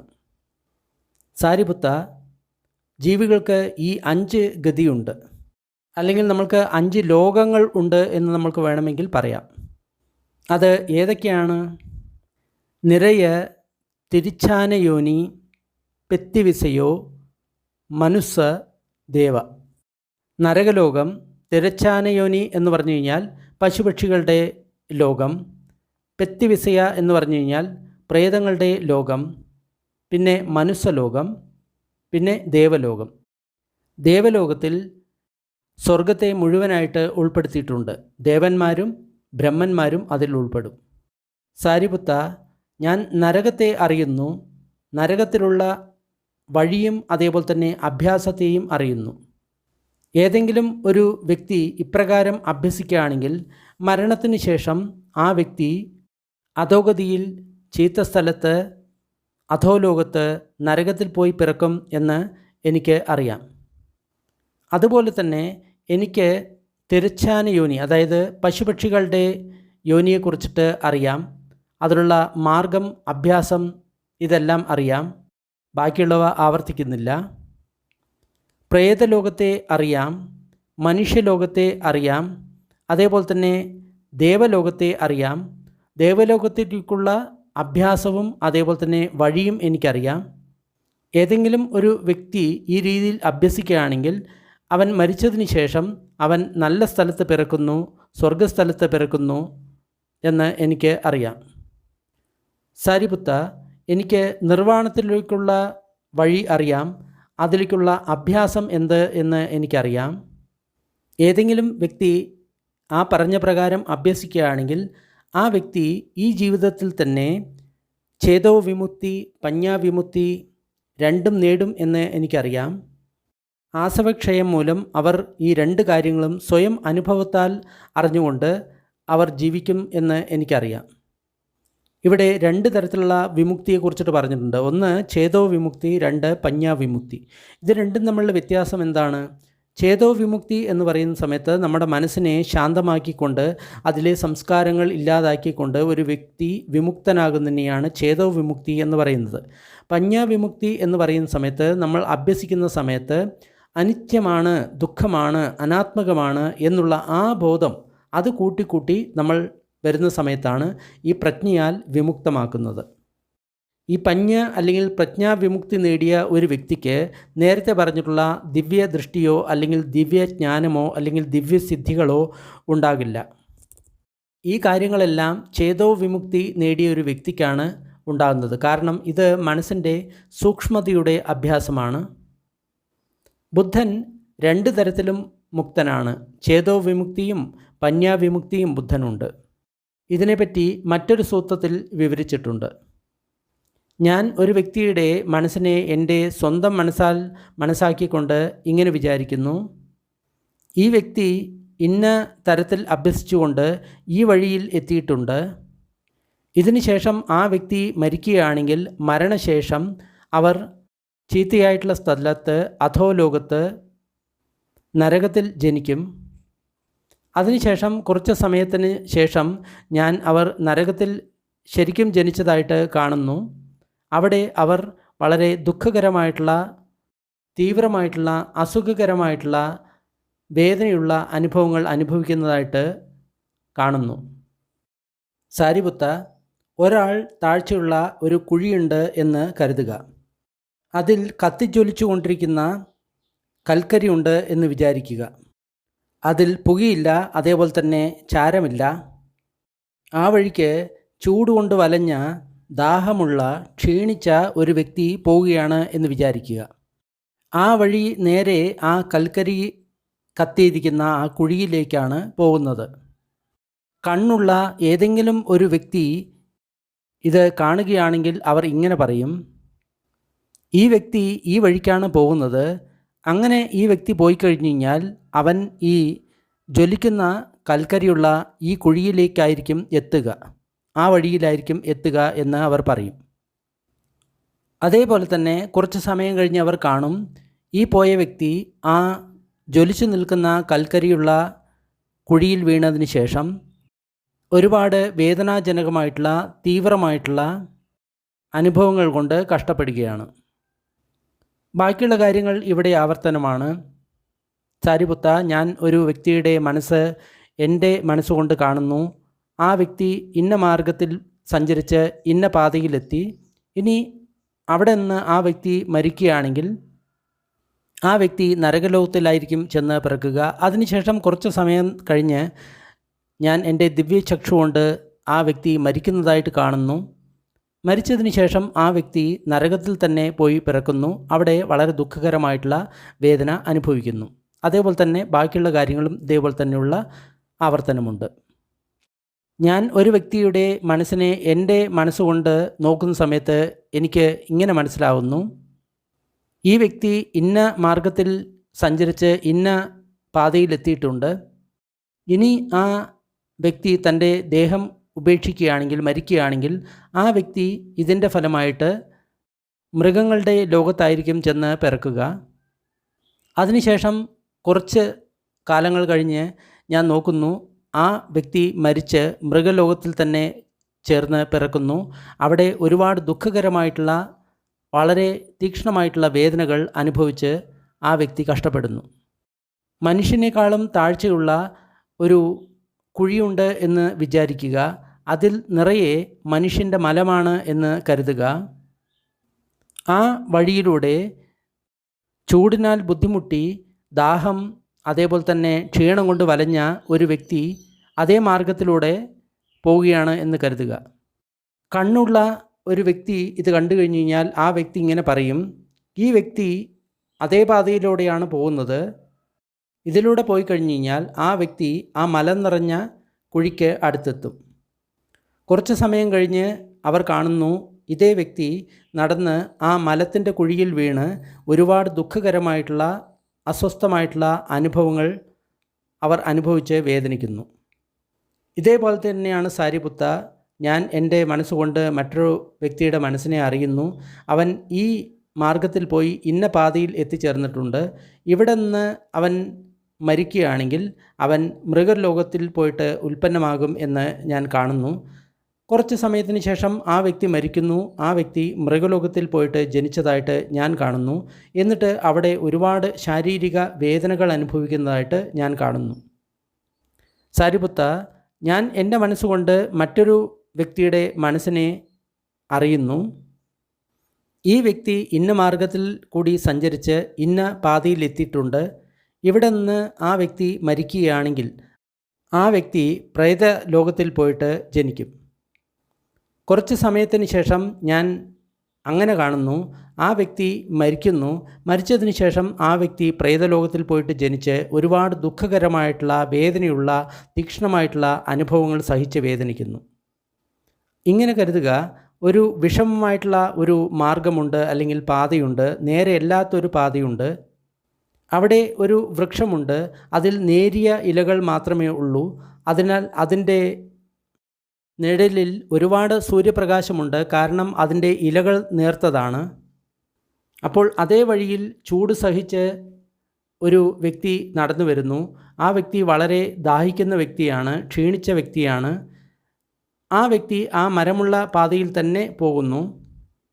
അപ്പോൾ കണ്ണുള്ള ഒരു വ്യക്തി ഇതിനെ കണ്ട് ഇങ്ങനെ പറയും, ഈ വ്യക്തി ആ പാതയിലൂടെയാണ് പോകുന്നത്. ഈ പാതയിലൂടെ പോയി കഴിഞ്ഞ് കഴിഞ്ഞാൽ ആ വ്യക്തി ആ നേരിയ തണലുള്ള മരത്തിൻ്റെ ചുവട്ടിൽ എത്തിച്ചേരും. അപ്പോൾ കുറച്ച് സമയം കഴിഞ്ഞ് അവർ ഇതേ വ്യക്തി ആ മരച്ചുവട്ടിൽ എത്തിച്ചേരുന്നതായിട്ട് കാണുന്നു. അവിടെ ആ വ്യക്തി ഇരിക്കുന്നു. ആ സമയത്ത് ആ വ്യക്തി കൂടുതലായിട്ടും ദുഃഖകരമായിട്ടുള്ള അനുഭവങ്ങളാണ് ആ വ്യക്തിക്ക് ഉണ്ടാവുക. കാരണം മരത്തിൽ ഇലകൾ വളരെ നേർത്തതായതുകൊണ്ട് അതിൻ്റെ തണൽ പൂർണ്ണമല്ല. അതിനാൽ ഒരുപാട് സൂര്യപ്രകാശം വന്ന് വീഴുന്നു. അതിനാൽ ഈ വ്യക്തിക്ക് ദുഃഖകരമായിട്ടുള്ള അനുഭവങ്ങൾ ഉണ്ടാകുന്നു. അതുകൊണ്ട് തന്നെയാണ് സാരിപുത്ത ഞാൻ പറയുന്നത്, ഒരു മനുഷ്യൻ്റെ മനസ്സിനെ ഞാൻ എൻ്റെ മനസ്സുകൊണ്ട് ഗ്രഹിച്ചിട്ട് ഞാൻ പറയുന്നു, ഈ വ്യക്തി ഇന്ന മാർഗത്തിൽ പോയി ഇന്ന വഴിയിൽ എത്തിച്ചേർന്നിട്ടുണ്ട്. അവിടെ നിന്ന് ഈ വ്യക്തി മരിക്കുകയാണെങ്കിൽ ഈ വ്യക്തി പ്രേതലോകത്തിൽ പോയിട്ട് ജനിക്കുന്നു. കുറച്ച് സമയം ശേഷം ഞാൻ ആ വ്യക്തി മരിച്ചതായിട്ട് കാണുന്നു. ആ വ്യക്തി പ്രേതലോകത്തിൽ തന്നെ പോയി ജനിക്കുന്നു. അവിടെ ആ വ്യക്തി ഒരുപാട് ദുഃഖകരമായിട്ടുള്ള അനുഭവങ്ങൾ അനുഭവിക്കുന്നതായിട്ട് ഞാൻ കാണുന്നു. ഞാൻ ഒരു വ്യക്തിയുടെ മനസ്സ് എൻ്റെ മനസ്സുകൊണ്ട് ഞാൻ അറിയാൻ ശ്രമിച്ചു. അപ്പോൾ എനിക്ക് മനസ്സിലായി, ഈ വ്യക്തി ഇന്ന മാർഗത്തിൽ സഞ്ചരിച്ച് ഇന്ന പാതയിൽ എത്തിച്ചേർന്നിട്ടുണ്ട്. ഇവിടെ നിന്ന് ആ വ്യക്തി മരിക്കുകയാണെങ്കിൽ ആ വ്യക്തി മനുഷ്യനായിട്ടായിരിക്കും ജനിക്കുക എന്ന് എനിക്ക് അറിയാം. കുറച്ച് സമയത്തിന് ശേഷം ആ വ്യക്തി മരിച്ചു.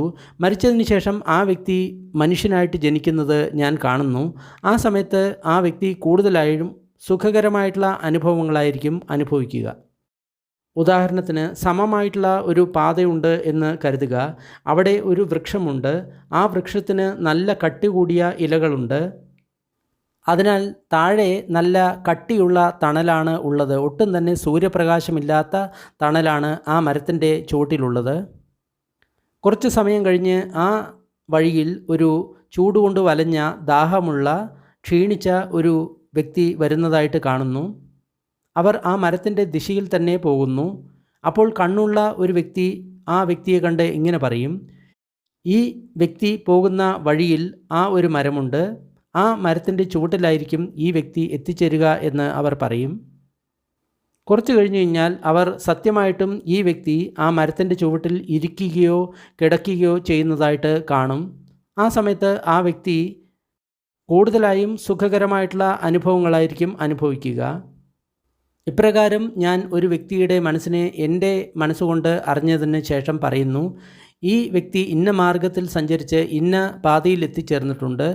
അവിടെ നിന്ന് ഈ വ്യക്തി മരിക്കുകയാണെങ്കിൽ ആ വ്യക്തി മനുഷ്യനായിട്ടായിരിക്കും ജനിക്കുക. കുറച്ച് സമയത്തിന് ശേഷം ഞാൻ ആ വ്യക്തി അവിടെ നിന്ന് മരിച്ചതിന് ശേഷം മനുഷ്യനായിട്ട് തന്നെ ജനിക്കുന്നത് കാണുന്നു. അവിടെ ആ വ്യക്തി കൂടുതലും സുഖകരമായിട്ടുള്ള അനുഭവങ്ങളായിരിക്കും അനുഭവിക്കുക. ഞാൻ ഒരു വ്യക്തിയുടെ മനസ്സിനെ എൻ്റെ മനസ്സുകൊണ്ട് നിരീക്ഷിച്ചതിന് ശേഷം പറയുന്നു, ഈ വ്യക്തി ഇന്ന മാർഗത്തിൽ കൂടെ സഞ്ചരിച്ച് ഇന്ന പാതയിൽ എത്തിയിട്ടുണ്ട്. ഇവിടെ വെച്ച് ആ വ്യക്തി മരിക്കുകയാണെങ്കിൽ ഈ വ്യക്തി നല്ല സ്ഥലത്തായിരിക്കും ജനിക്കുക, സ്വർഗ്ഗലോകത്തായിരിക്കും ജനിക്കുക. കുറച്ച് സമയത്തിന് ശേഷം ഞാൻ കാണുന്നു ആ വ്യക്തി ശരിക്കും മരിച്ചതിന് ശേഷം അവൻ ദേവലോകത്തിലാണ് അല്ലെങ്കിൽ സ്വർഗത്തിലാണ് ജനിക്കുന്നത്. അവിടെ ആ വ്യക്തി വെറും സുഖകരമായിട്ടുള്ള അനുഭവങ്ങളെ അനുഭവിക്കുന്നുള്ളൂ. പൂർണ്ണമായിട്ടും സുഖമായിട്ടുള്ള അനുഭവങ്ങളാണ് ആ വ്യക്തി അനുഭവിക്കുന്നത്. ഉദാഹരണമായിട്ട് ഒരു നല്ല ഒരു വീടുണ്ട് എന്ന് കരുതുക. ആ വീടിൻ്റെ മുകളിലും താഴെയും പ്ലാസ്റ്റർ ചെയ്തിട്ടുണ്ട്. അതിൻ്റെ ജനലും വാതിലുകളും നല്ല പോലെ അടച്ചിട്ടുണ്ട്. അതിൽ ഒരു നല്ല കട്ടിലുണ്ട്. അതിൽ രോമം കൊണ്ടുള്ള ഒരു നല്ലൊരു വിരിയുണ്ട്. അത് വളരെ നല്ല ശുഭ്രവർണ്ണമാണ്. അതിൽ ചിത്രപ്പണികൾ ചെയ്തിട്ടുണ്ട്. പൂക്കൾ കൊണ്ടുള്ള ചിത്രപ്പണികൾ ചെയ്തിട്ടുണ്ട്. അതിൽ ഏറ്റവും നല്ല ഒരു മാനിൻ്റെ തുകൽ വിരിച്ചിട്ടുണ്ട്. കട്ടിൻ്റെ മുകളിലും മറച്ചിട്ടുണ്ട്. അതുകൂടാതെ രണ്ട് വശത്തും നല്ല തലയണയുണ്ട്. ആ സമയത്ത് ആ വഴിയിലൂടെ ഒരു വ്യക്തി നടന്നു വരികയാണ്. ഒരുപാട് ചൂടുകൊണ്ട് ക്ഷീണിച്ചിട്ടുണ്ട്, ദാഹം ഉണ്ട്. ആ വ്യക്തി ആ വീടിൻ്റെ പാതയിൽ കൂടെ തന്നെയാണ് മുന്നേറുന്നത്. അപ്പോൾ കണ്ണുള്ളൊരു വ്യക്തി ആ വ്യക്തിയെ കണ്ട് ഇങ്ങനെ പറയും, ഈ വ്യക്തി പോകുന്നത് ആ ഒരു നല്ല വീട്ടിലേക്കുള്ള വഴിയിലൂടെയാണ്. കുറച്ച് സമയം കഴിഞ്ഞ് കഴിഞ്ഞാൽ ആ വ്യക്തി ആ വീട്ടിൽ എത്തിച്ചേരും. കുറച്ച് സമയം കഴിഞ്ഞ് അവർ കാണും ഈ വ്യക്തി ആ വീട്ടിൽ ആ കട്ടിലിൽ ഇരിക്കുകയാണ്, കിടക്കുകയാണ്. മുഴുവൻ സുഖകരമായിട്ടുള്ള അനുഭവമാണ് ആ വ്യക്തിക്ക് ഉണ്ടാകുന്നത്. ഇപ്രകാരം ആണ് ഞാൻ ഒരു വ്യക്തിയുടെ മനസ്സിനെ എൻ്റെ മനസ്സുകൊണ്ട് നോക്കിക്കൊണ്ട് ഞാൻ പറയുന്നു, ഈ വ്യക്തി ഇന്ന മാർഗത്തിൽ പോയി ഇന്ന വഴിയിൽ എത്തിച്ചേർന്നിട്ടുണ്ട്. അവിടെ നിന്ന് മരിച്ചു കഴിഞ്ഞ് കഴിഞ്ഞാൽ ഈ വ്യക്തി സ്വർഗത്തിലായിരിക്കും പോയിട്ട് ജനിക്കുക. കുറച്ച് സമയം കഴിഞ്ഞ് ആ വ്യക്തി മരിച്ചതിന് ശേഷം ആ വ്യക്തി സ്വർഗ്ഗലോകത്തിലായിരിക്കും ജനിക്കുക. ജനിച്ചതിന് ശേഷം ആ വ്യക്തി വളരെ നല്ല സുഖകരമായിട്ടുള്ള അനുഭവങ്ങളായിരിക്കും അനുഭവിക്കുക. ഞാൻ ഒരു വ്യക്തിയുടെ മനസ്സിനെ എൻ്റെ മനസ്സുകൊണ്ട് വീക്ഷിച്ച് ഇങ്ങനെ അറിയുന്നു, ഈ വ്യക്തി ഇന്ന തരത്തിലാണ് അഭ്യസിക്കുന്നത്, ഈ വ്യക്തി ഇന്ന വഴിയിൽ എത്തിച്ചേർന്നിട്ടുണ്ട്. അതിനാൽ ഈ ജീവിതത്തിൽ തന്നെ ഈ വ്യക്തി പ്രജ്ഞാവിമുക്തിയും ചേതോവിമുക്തിയും അനുഭവിക്കും. സ്വന്തം അനുഭവത്താൽ അവർക്ക് ഈ അറിവ് ലഭിക്കുന്ന സമയത്ത് അവരുടെ ആസവങ്ങൾ ക്ഷയമാകും. കുറച്ച് സമയത്തിന് ശേഷം ഞാൻ കാണുന്നു ആ വ്യക്തി ഇതേ ജീവിതത്തിൽ തന്നെ പ്രജ്ഞാവിമുക്തിയും ചേതോവിമുക്തിയും നേടുന്നു. ആസവങ്ങളെ ക്ഷയിപ്പിച്ചുകൊണ്ട് അവർ സ്വയം ആ ജ്ഞാനം നേടുന്നു. അതിനുശേഷം വളരെ സുഖകരമായിട്ടുള്ള അനുഭവങ്ങളായിരിക്കും ആ വ്യക്തിക്ക് ഉണ്ടാകുക. ഇവിടെ രണ്ട് തരത്തിലുള്ള വിമുക്തിയെക്കുറിച്ച് പറഞ്ഞിട്ടുണ്ട്. ഒന്ന് ചേതോ വിമുക്തി, രണ്ട് പഞ്ഞാവിമുക്തി. എന്താണ് ഇത് രണ്ടും? ചേതോ വിമുക്തി എന്ന് പറയുന്നത് മനസ്സിനെ ശാന്തമാക്കിക്കൊണ്ട് അതിലെ സംസ്കാരങ്ങളെ ഇല്ലാതാക്കുക എന്നുള്ള കാര്യമാണ്. പഞ്ഞാ വിമുക്തി എന്ന് പറഞ്ഞു കഴിഞ്ഞാൽ അനിച്ച, ദുഃഖ, അനത്ത ഇതിനെ അറിഞ്ഞുകൊണ്ട് മുക്തനാകുന്ന അവസ്ഥ. ചേതോ വിമുക്തി നേടിയ ഒരു വ്യക്തിക്കാണ് ദിവ്യജ്ഞാനങ്ങളും ദിവ്യമായിട്ടുള്ള കഴിവുകളും എല്ലാം ലഭിക്കുന്നത്. കാരണം അത് മനോശക്തി കൊണ്ട് ലഭിക്കുന്ന കാര്യമാണ്. എന്നാൽ പഞ്ഞാ വിമുക്തി നേടിയൊരു വ്യക്തിക്ക് ഇത്തരത്തിലുള്ള ദിവ്യമായിട്ടുള്ള കഴിവുകൾ ഉണ്ടാകില്ല എന്ന് മറ്റൊരു സൂത്രത്തിൽ പറയുന്നു. ഇങ്ങനെ വിചാരിക്കുക, ഒരു സ്ഥലത്ത് ഒരു താമരയുടെ കുളമുണ്ട്. അതിലെ വെള്ളം വളരെ ക്ലിയറാണ്, മധുരമുള്ളതാണ്, തണുത്തതാണ്. അതിൻ്റെ അതിരുകൾ വളരെ സ്മൂത്തായിട്ടുള്ളതാണ്, വളരെ മനോഹരമാണ്. ആ കുളത്തിൻ്റെ അടുത്ത് തന്നെ ഒരു നല്ല വനമുണ്ട്. അപ്പോൾ ആ വഴിക്ക് ഒരു വ്യക്തി ചൂടുകൊണ്ട് തളർന്ന്, ദാഹം കൊണ്ട് തളർന്ന് ഒരു വ്യക്തി നടന്നു വരികയാണ്. അങ്ങനെ ആ കുളത്തിലേക്കുള്ള വഴിയിലേക്ക് ആ വ്യക്തി പ്രവേശിക്കുന്നു. അപ്പോൾ ശരിയായിട്ട് കണ്ണു കാണുന്ന ഒരു വ്യക്തി ഇതിനെ കണ്ടു കഴിഞ്ഞാൽ ഇങ്ങനെ പറയും, ഈ വ്യക്തി ആ കുളത്തിലേക്കുള്ള പാതയിലേക്കാണ് പ്രവേശിച്ചിരിക്കുന്നത്. കുറച്ച് കഴിഞ്ഞ് കഴിഞ്ഞാൽ ഈ വ്യക്തി ആ കുളത്തിൽ എത്തും എന്ന് പറയും. കുറച്ച് കഴിഞ്ഞ് കഴിഞ്ഞാൽ അവർ കാണും, ഈ വ്യക്തി അതേ താമരക്കുളത്തിൽ ചാടി അതിൽ കുളിച്ചതിന് ശേഷം ആവശ്യത്തിന് തണുത്ത വെള്ളം കുളിച്ചതിന് ശേഷം എല്ലാ ക്ഷീണവും മാറ്റിയതിന് ശേഷം, തളർച്ചയും ക്ഷീണവും മാറിയതിന് ശേഷം ആ കുളത്തിൽ നിന്ന് പുറത്തു വന്നതിന് ശേഷം ആ വനപ്രദേശത്തിൽ ഇരിക്കുകയായിരിക്കും അല്ലെങ്കിൽ കിടക്കുകയായിരിക്കും ചെയ്യുന്നത്. ആ സമയത്ത് വളരെ സുഖകരമായിട്ടുള്ള അനുഭവങ്ങളായിരിക്കും ആ വ്യക്തി അനുഭവിക്കുന്നത്. ഇതേ പ്രകാരം ഞാൻ ഒരു വ്യക്തിയുടെ മനസ്സിനെ എൻ്റെ മനസ്സുകൊണ്ട് അറിഞ്ഞതിന് ശേഷം ഇങ്ങനെ പറയുന്നു, ഈ വ്യക്തി അഭ്യസിച്ച് ഇന്ന പാതയിൽ എത്തിച്ചേർന്നിട്ടുണ്ട്. ഇവിടെ നിന്ന് ആ വ്യക്തി ഈ ജീവിതത്തിൽ തന്നെ പഞ്ഞാ വിമുക്തിയും ചേതോ വിമുക്തിയും നേടും, സ്വന്തം ആസവങ്ങളെ പരിപൂർണമായും ക്ഷയിപ്പിക്കും. അപ്പോൾ കുറച്ച് സമയത്തിന് ശേഷം ഞാൻ കാണും, ആ വ്യക്തി പഞ്ഞാ വിമുക്തിയും ചേതോ വിമുക്തിയും ഈ ജീവിതത്തിൽ തന്നെ നേടി, സ്വന്തം ജ്ഞാനത്താൽ നേടി, സ്വന്തം ആസവങ്ങളെ ക്ഷയിപ്പിച്ചുകൊണ്ട് നേടി, സുഖകരമായിട്ടുള്ള അനുഭവങ്ങൾ മാത്രമായിരിക്കും ആ വ്യക്തി അനുഭവിക്കുക. അതായത് വിമുക്തി നേടിയ ഒരു വ്യക്തി, അല്ലെങ്കിൽ പഞ്ഞാ വിമുക്തി അല്ലെങ്കിൽ ചേതോ വിമുക്തി നേടിയ ഒരു വ്യക്തി ഏകന്ത സുഖ വേദന വേദയമാനം, അതായത് സുഖകരങ്ങളായിട്ടുള്ള അനുഭവങ്ങളായിരിക്കും ആ വ്യക്തി അനുഭവിക്കുക. സാരിപുത്ത, 5 ഗതികൾ ഇതൊക്കെയാണ്. ഞാൻ ഇപ്രകാരം അറിയുന്നു, ഇപ്രകാരം കാണുന്നു, എന്നിട്ട് ഏതെങ്കിലും ഒരു വ്യക്തി എന്നെപ്പറ്റി ഇങ്ങനെ പറയുകയാണ്, ശ്രമണ ഗൗതമന് മനുഷ്യോത്തരമായിട്ടുള്ള ജ്ഞാനമോ ദർശനമോ ഒന്നും തന്നെ ഇല്ല, ആര്യന്മാർക്ക് യോജിച്ച ഒന്നും തന്നെ ഇല്ല. അദ്ദേഹം പഠിപ്പിക്കുന്നത് തർക്കവിതർക്കത്താൽ നേടിയ ഒരു മാർഗമാണ്, സ്വന്തം ബുദ്ധി കൊണ്ട് നേടിയ ഒരു മാർഗമാണ്, സ്വന്തം വീക്ഷണത്താൽ ലഭിച്ച ഒരു മാർഗമാണ്. ആ വ്യക്തി സ്വന്തം ഭാഷണം ഉപേക്ഷിക്കുന്നില്ല, ആ ചിന്ത ഉപേക്ഷിക്കുന്നില്ല എങ്കിൽ ആ വ്യക്തി നരകത്തിലായിരിക്കും പോയി ചേരുന്നത്. ഏതെങ്കിലും ഒരു ഭിക്ഷു ശീലസമ്പന്നനാണ്, സമാധി സമ്പന്നനാണ്, പ്രജ്ഞാസമ്പന്നനാണ് എങ്കിൽ ആ വ്യക്തി ഈ ജീവിതത്തിൽ തന്നെ മുക്തനായിട്ട് തീരും. അതാണ് അതിൻ്റെ ഫലം എന്ന് ഞാൻ പറയും. അതുപോലെ തന്നെ ആ വ്യക്തി തൻ്റെ ആ ഭാഷണം അല്ലെങ്കിൽ ആ ചിന്ത ഉപേക്ഷിക്കുന്നില്ല എങ്കിൽ ആ വ്യക്തി നരകത്തിൽ പോയി പതിക്കും. സാരിപുത്ത, 4 കാര്യങ്ങൾ അടങ്ങിയിട്ടുള്ള ആധ്യാത്മിക പാതയിലൂടെ സഞ്ചരിച്ചതായിട്ട് എനിക്ക് ഓർമ്മയുണ്ട്. ഞാൻ കഠിന തപശ്ചര്യയിൽ ഏർപ്പെട്ട ഒരു വ്യക്തിയായിരുന്നു. തപശ്ചര്യയിൽ അഗ്രഗണ്യനായിരുന്നു. വളരെ ബുദ്ധിമുട്ട് സഹിച്ച് ജീവിച്ച ഒരു വ്യക്തിയായിരുന്നു. ബുദ്ധിമുട്ട് സഹിച്ച ജീവിക്കുന്നതിൽ അഗ്രനായിരുന്നു. ഞാൻ പാപങ്ങളെ ഭയപ്പെട്ട് ജീവിക്കുന്ന ഒരു വ്യക്തിയായിരുന്നു. പാപങ്ങളെ ഭയപ്പെട്ട് ജീവിക്കുന്നതിൽ അഗ്രഗണ്യനായിരുന്നു. നിർജ്ജനസ്ഥാനത്ത് വസിക്കുന്ന ഒരു വ്യക്തിയായിരുന്നു. നിർജ്ജനസ്ഥാനത്ത് വസിക്കുന്നതിൽ ഞാൻ അഗ്രഗണ്യനായിരുന്നു. ബുദ്ധൻ കഠിനമായിട്ടുള്ള തപശ്ചര്യകളും അതേപോലെ തന്നെ പ്രയാസങ്ങളും പാപത്തെ ഭയവും അതേപോലെ തന്നെ നിർജ്ജനസ്ഥാനത്ത് വാസവും ചെയ്തിട്ടുള്ള ഒരു വ്യക്തിയായിരുന്നു. എൻ്റെ തപശ്ചര്യ, ഉഗ്ര തപശ്ചര്യ ഇപ്രകാരമുള്ളതായിരുന്നു. ഞാൻ നഗ്നനായിട്ടായിരുന്നു നടന്നിരുന്നത്. ആൾക്കാരുടെ ആചാരങ്ങളൊന്നും ഞാൻ പാലിച്ചിരുന്നില്ല. ഞാൻ എൻ്റെ കൈകൾ നക്കി വൃത്തിയാക്കുമായിരുന്നു. എന്നോട് ആരെങ്കിലും നടക്കാനോ നിൽക്കാനോ പറഞ്ഞു കഴിഞ്ഞാൽ ഞാൻ അതുപോലെ ചെയ്യില്ല. ആരെങ്കിലും എൻ്റെ അടുത്ത് ഭക്ഷണം കൊണ്ടുവരുന്നത് ഞാൻ സമ്മതിക്കില്ല. എനിക്കായി പാകം ചെയ്ത ഭക്ഷണവും ഞാൻ കഴിക്കില്ല. എന്നെ ഭക്ഷണത്തിന് ക്ഷണിച്ചാലും ഞാൻ കഴിക്കില്ല. ഞാൻ കുടത്തിലുള്ളതോ പാത്രത്തിലുള്ളതോ ആയ ഒന്നും സ്വീകരിച്ചിരുന്നില്ല. അല്ലെങ്കിൽ ആടിനെ വളർത്തുന്ന, അല്ലെങ്കിൽ ആയുധമുള്ള, അല്ലെങ്കിൽ മൺവെട്ടി കയ്യിൽ വയ്ക്കുന്ന ഒരാളുടെ വീട്ടിൽ നിന്ന് ഞാൻ ഒന്നും സ്വീകരിക്കില്ല.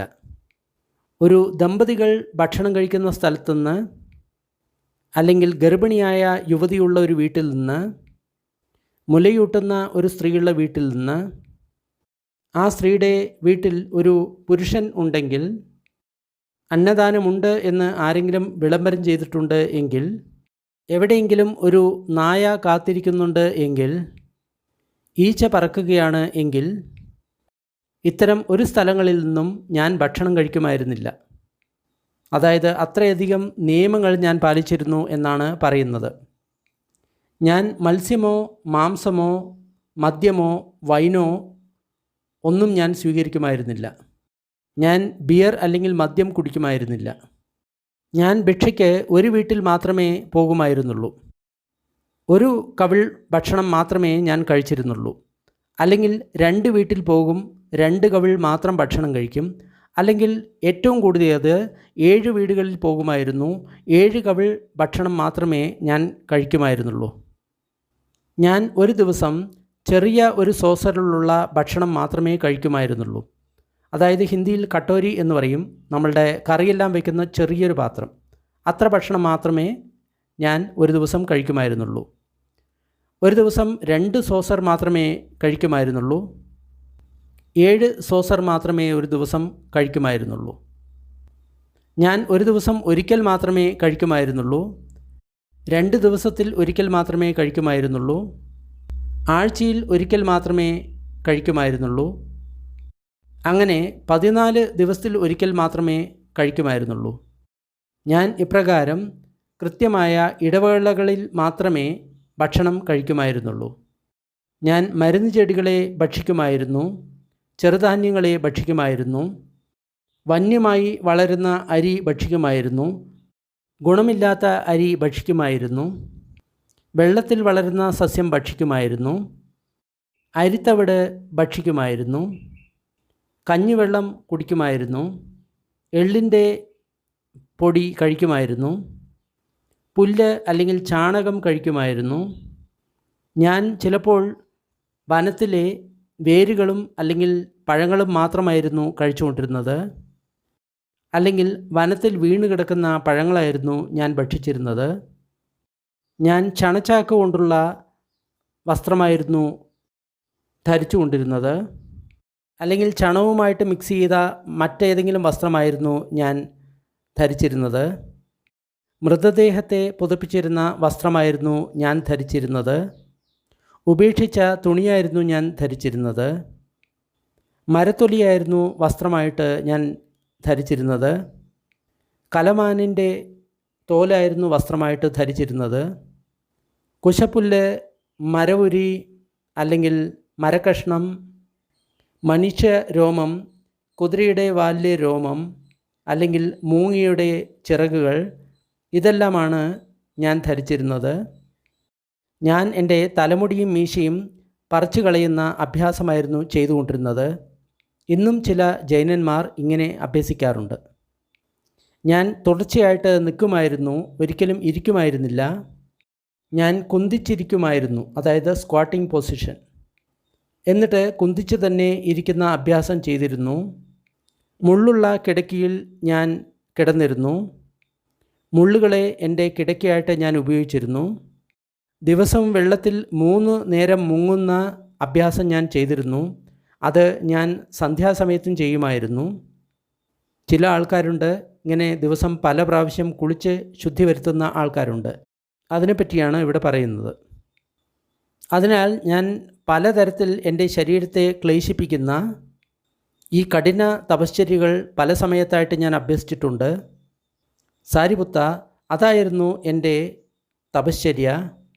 സാരിപുത്ത, ഞാൻ കഠിനമായിട്ടുള്ള ജീവിതം നയിച്ചിട്ടുണ്ട്. ഇപ്രകാരമായിരുന്നു എൻ്റെ കഠിനമായിട്ടുള്ള ജീവിതം. എൻ്റെ ശരീരത്തിൽ പൊടിയും അതേപോലെ തന്നെ അഴുക്കും കട്ട പിടിച്ച് ഇരുന്നു ഒരുപാട് വർഷങ്ങളായിട്ട്. അത് അട്ടികളായിട്ട് താഴോട്ട് വീഴാൻ തുടങ്ങിയിരുന്നു. ഇത് ഒരു തരം മരങ്ങളെ പോലെയാണ്, എബണി ട്രീ എന്ന് പറയും. അത് ഒരുപാട് കാലം അതിൽ തൊലി വന്ന് മൂടപ്പെടും, ഒരുപാട് വർഷങ്ങൾ. അതിനുശേഷം ആ തൊലി മുഴുവൻ ഇളകിപ്പോകും. അതേപോലെ ആയിരുന്നു എൻ്റെ ശരീരത്തിൽ നിന്ന് അഴുക്ക് ഇളകിപ്പോയിരുന്നത്. എന്നാൽ ആ അഴുക്കുകളെ എൻ്റെ കൈകൾ കൊണ്ടോ അല്ലെങ്കിൽ മറ്റൊരാളെ കൊണ്ടോ നീക്കിക്കളയണം എന്ന ഒരു തോന്നൽ ഒരിക്കലും എനിക്ക് വന്നിരുന്നില്ല. സാരിപുത്ത, അത്തരം കഠിന ജീവിതമായിരുന്നു ഞാൻ നയിച്ചത്. സാരിപുത്ത, പാപത്തിനെ ഭയന്നുകൊണ്ട് ഞാൻ ജീവിച്ചത് ഇപ്രകാരമായിരുന്നു. ഞാൻ മുന്നോട്ട് നടക്കുന്നതും പിന്നോട്ട് നടക്കുന്നതും വളരെ ജാഗ്രതയോടുകൂടിയിട്ടായിരുന്നു. എനിക്ക് ജീവികളോട് വളരെയധികം അനുകമ്പയുണ്ടായിരുന്നു. ഒരു തുള്ളി വെള്ളം പോലും എൻ്റെ കയ്യിൽ നിന്ന് വീണ് അവയ്ക്ക് നാശമുണ്ടാകരുത് എന്ന് ഞാൻ ആഗ്രഹിച്ചിരുന്നു. വൃത്തിയാക്കാത്ത സ്ഥലത്ത് ഒരു പ്രാണികളെയും ദ്രോഹിക്കരുത് എന്ന് എനിക്ക് വളരെയധികം ആഗ്രഹമുണ്ടായിരുന്നു. അത്രയധികം പാപഭയത്തോടു കൂടിയിട്ടായിരുന്നു ഞാൻ ജീവിച്ചിരുന്നത്. ഇന്നും ചില ജൈനന്മാർ ഇപ്രകാരം ജീവിക്കുന്നതായിട്ട് നമ്മൾക്കറിയാവുന്നതാണ്.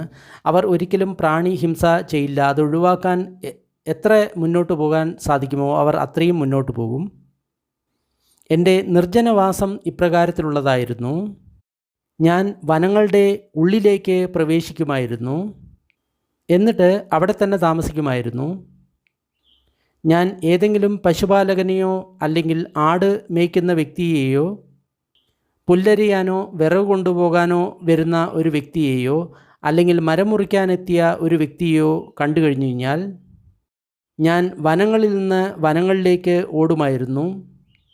നിബിഡ വനങ്ങളിൽ നിന്ന് നിബിഡ വനങ്ങളിലേക്ക് ഓടുമായിരുന്നു. താഴ്വരകളിൽ നിന്ന് താഴ്വരകളിലേക്ക് ഓടുമായിരുന്നു. മലകളിൽ നിന്ന് മലകളിലേക്ക് ഓടുമായിരുന്നു. അത് എന്തുകൊണ്ടാണ്? എന്തെന്നാൽ ഞാൻ അവരെ കാണാൻ പാടില്ല, അവർ എന്നെ കാണാൻ പാടില്ല. ഒരു മനുഷ്യനെ കണ്ടു കഴിഞ്ഞാൽ കാട്ടിൽ ജീവിക്കുന്ന ഒരു മാൻ എപ്രകാരം ഓടിപ്പോകുമോ അപ്രകാരമായിരുന്നു ഞാൻ ഓടിയിരുന്നത്. അതുകൊണ്ടാണ് ഒരു പശു മേയ്ക്കുന്നവനെയോ ആട് മേയ്ക്കുന്നവനെയോ പുല്ലരിയുന്നവനെയോ മരം വെട്ടാൻ വരുന്നവനെയോ കണ്ടു കഴിഞ്ഞ് കഴിഞ്ഞാൽ ഞാൻ വനങ്ങളിൽ നിന്ന് വനങ്ങളിലേക്ക് ഓടിയിരുന്നു. കാടുകളിൽ നിന്ന് കാടുകളിലേക്കും താഴ്വരകളിൽ നിന്ന് താഴ്വരകളിലേക്കും മലകളിൽ നിന്ന് മലകളിലേക്കും ഞാൻ ഓടിയിരുന്നു. അത് എന്തുകൊണ്ടെന്നാൽ ഞാൻ അവരെ കാണരുത്, അവർ എന്നെ കാണരുത്. അത്തരം നിർജ്ജനവാസമായിരുന്നു ഞാൻ ചെയ്തിരുന്നത്. ഞാൻ 4 കാലിൽ മാടുകളുടെ കൂട്ടത്തിൻ്റെ അടുത്തേക്ക് പോകുമായിരുന്നു. എന്നിട്ട് പാല് കുടിക്കുന്ന കിടാങ്ങളുടെ ചാണകം ഞാൻ ഭക്ഷിക്കുമായിരുന്നു. എൻ്റെ മൂത്രവും മലവും വരെ ഞാൻ ഭക്ഷിച്ചിട്ടുണ്ട്. അത്തരം പ്രകൃതിക്ക് അനുയോജ്യമല്ലാത്ത ഭക്ഷണങ്ങൾ വരെ ഞാൻ കഴിച്ചിട്ടുണ്ട്.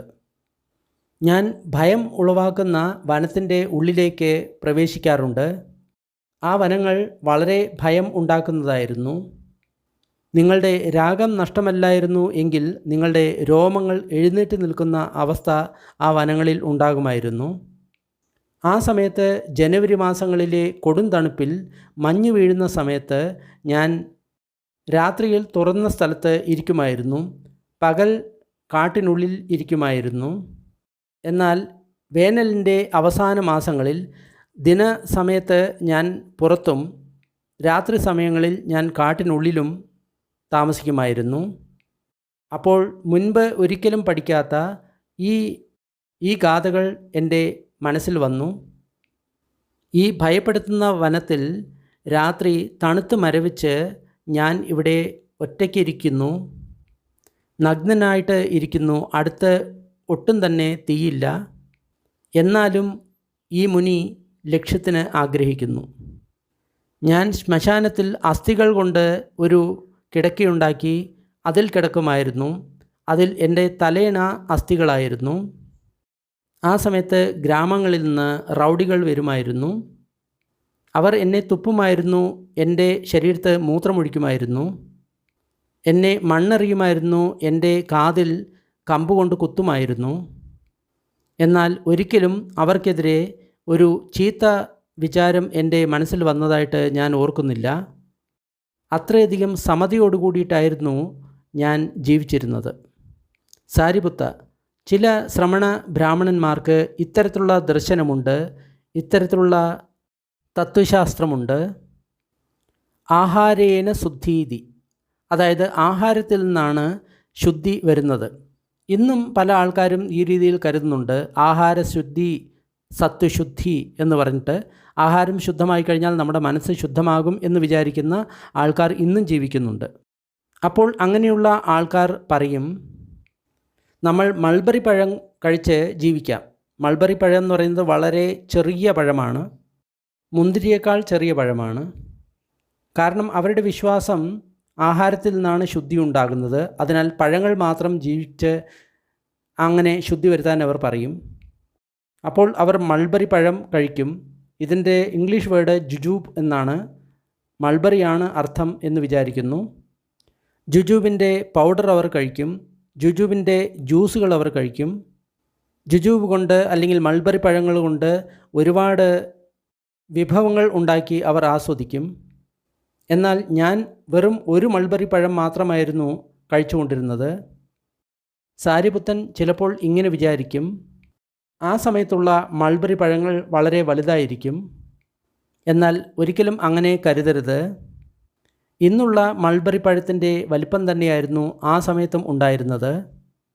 സാരിപുത്തൻ എന്നത് ബുദ്ധൻ്റെ പ്രഥമ ശിഷ്യനാണ്.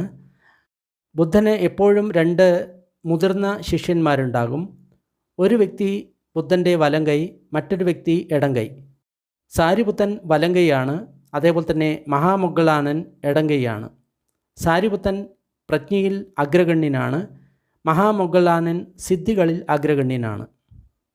ഈ രീതിയിൽ വളരെ കഴിച്ചതുകൊണ്ട് എൻ്റെ ശരീരം വളരെയധികം കൃശമായി ശോഷിച്ചു. വളരെ അല്പം കഴിക്കുന്നത് മൂലം എൻ്റെ കാലുകൾ 80 വയസ്സായിട്ടുള്ള ഒരു വ്യക്തിയെപ്പോലെ ശോഷിച്ചു, ഒരു മൃതശരീരത്തിൻ്റെ കാലുകൾ പോലെ ശോഷിച്ചു. എൻ്റെ പിൻഭാഗം ഒരു ഒട്ടകത്തിൻ്റെ കുളമ്പുകളെ പോലെ ആയിരുന്നു. എൻ്റെ നട്ടെല്ല് ഒരു നൂലിൽ കോർത്ത മണികളെപ്പോലെ പുറത്തേക്ക് ഉന്തിയിരുന്നു. പഴയ ഇടിഞ്ഞു പൊളിഞ്ഞ ഒരു വീടിൻ്റെ കഴുക്കോൾ പോലെയായിരുന്നു എൻ്റെ വാരിയെല്ലുകൾ. വളരെ കുറച്ച് ഭക്ഷണം കഴിച്ചത് മൂലം എൻ്റെ കണ്ണുകൾ തലയോട്ടിയിൽ ഇറങ്ങി വെള്ളം വറ്റാറായ കിണറിലെ വെള്ളം പോലെ കാണുമായിരുന്നു. വളരെ കുറച്ച് കഴിക്കുന്നതുകൊണ്ട് എൻ്റെ തലയോട്ടിലെ ചർമ്മം വെയിലത്ത് വെച്ച് കഴിഞ്ഞാൽ ഒരു പാവയ്ക്കയെപ്പോലെ ചുളിഞ്ഞു. വളരെ കുറച്ച് കഴിച്ചതുകൊണ്ട് എൻ്റെ വയറിലെ തൊലി എൻ്റെ നട്ടെല്ലിൽ ഒട്ടിയിരിക്കുമായിരുന്നു. അപ്പോൾ ഞാൻ വയറിൽ തടവിക്കഴിഞ്ഞാൽ എൻ്റെ കയ്യിൽ നട്ടെല്ല് വന്നു നിൽക്കുമായിരുന്നു. ഞാൻ എൻ്റെ നട്ടെല്ല് തടവാൻ ശ്രമിച്ചു കഴിഞ്ഞാൽ എൻ്റെ വയറിലെ തൊലി എൻ്റെ കയ്യിൽ വന്ന് നിൽക്കുമായിരുന്നു. അതായത് വയറൊട്ടി ആ വയറിൽ നട്ടെല്ല് വളരെ വ്യക്തമായിട്ട് കാണാമായിരുന്നു എന്നാണ് പറയുന്നത്. വളരെ കുറച്ച് ഭക്ഷിക്കുന്നത് മൂലം ഞാൻ മൂത്രമൊഴിക്കാനോ അല്ലെങ്കിൽ മലവിസർജനത്തിനോ ശ്രമിക്കുന്ന സമയത്ത് ഞാൻ മുഖമടച്ച് മുന്നോട്ട് വീഴുമായിരുന്നു.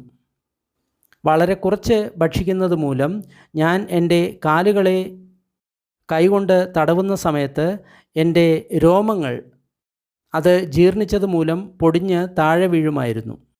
ചില ശ്രമണ ബ്രാഹ്മണന്മാർക്ക് ഇത്തരത്തിലുള്ള തത്വശാസ്ത്രം അതേപോലെ തന്നെ ദർശനമുണ്ട്. ഭക്ഷണത്തിൽ നിന്നാണ് ശുദ്ധി വരുന്നത്, ആഹാരേന ശുദ്ധി. അവർ പറയും നമ്മൾക്ക് ചെറുപയർ കൊണ്ട് ജീവിക്കാം.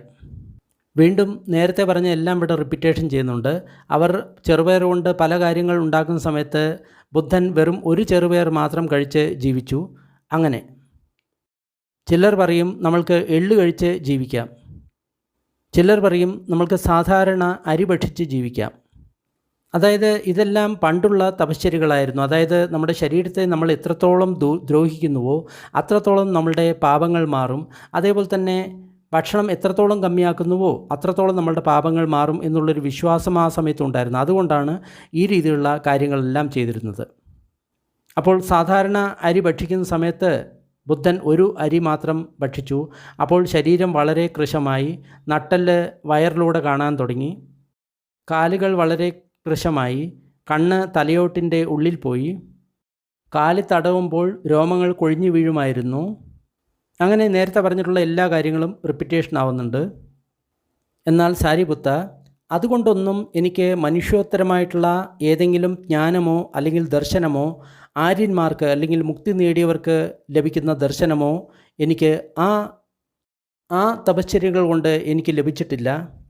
ആ കഠിന തപശ്ചര്യകൾ കൊണ്ട് എനിക്ക് ഒന്നും ലഭിച്ചിരുന്നില്ല. അത് എന്തുകൊണ്ടാണ്?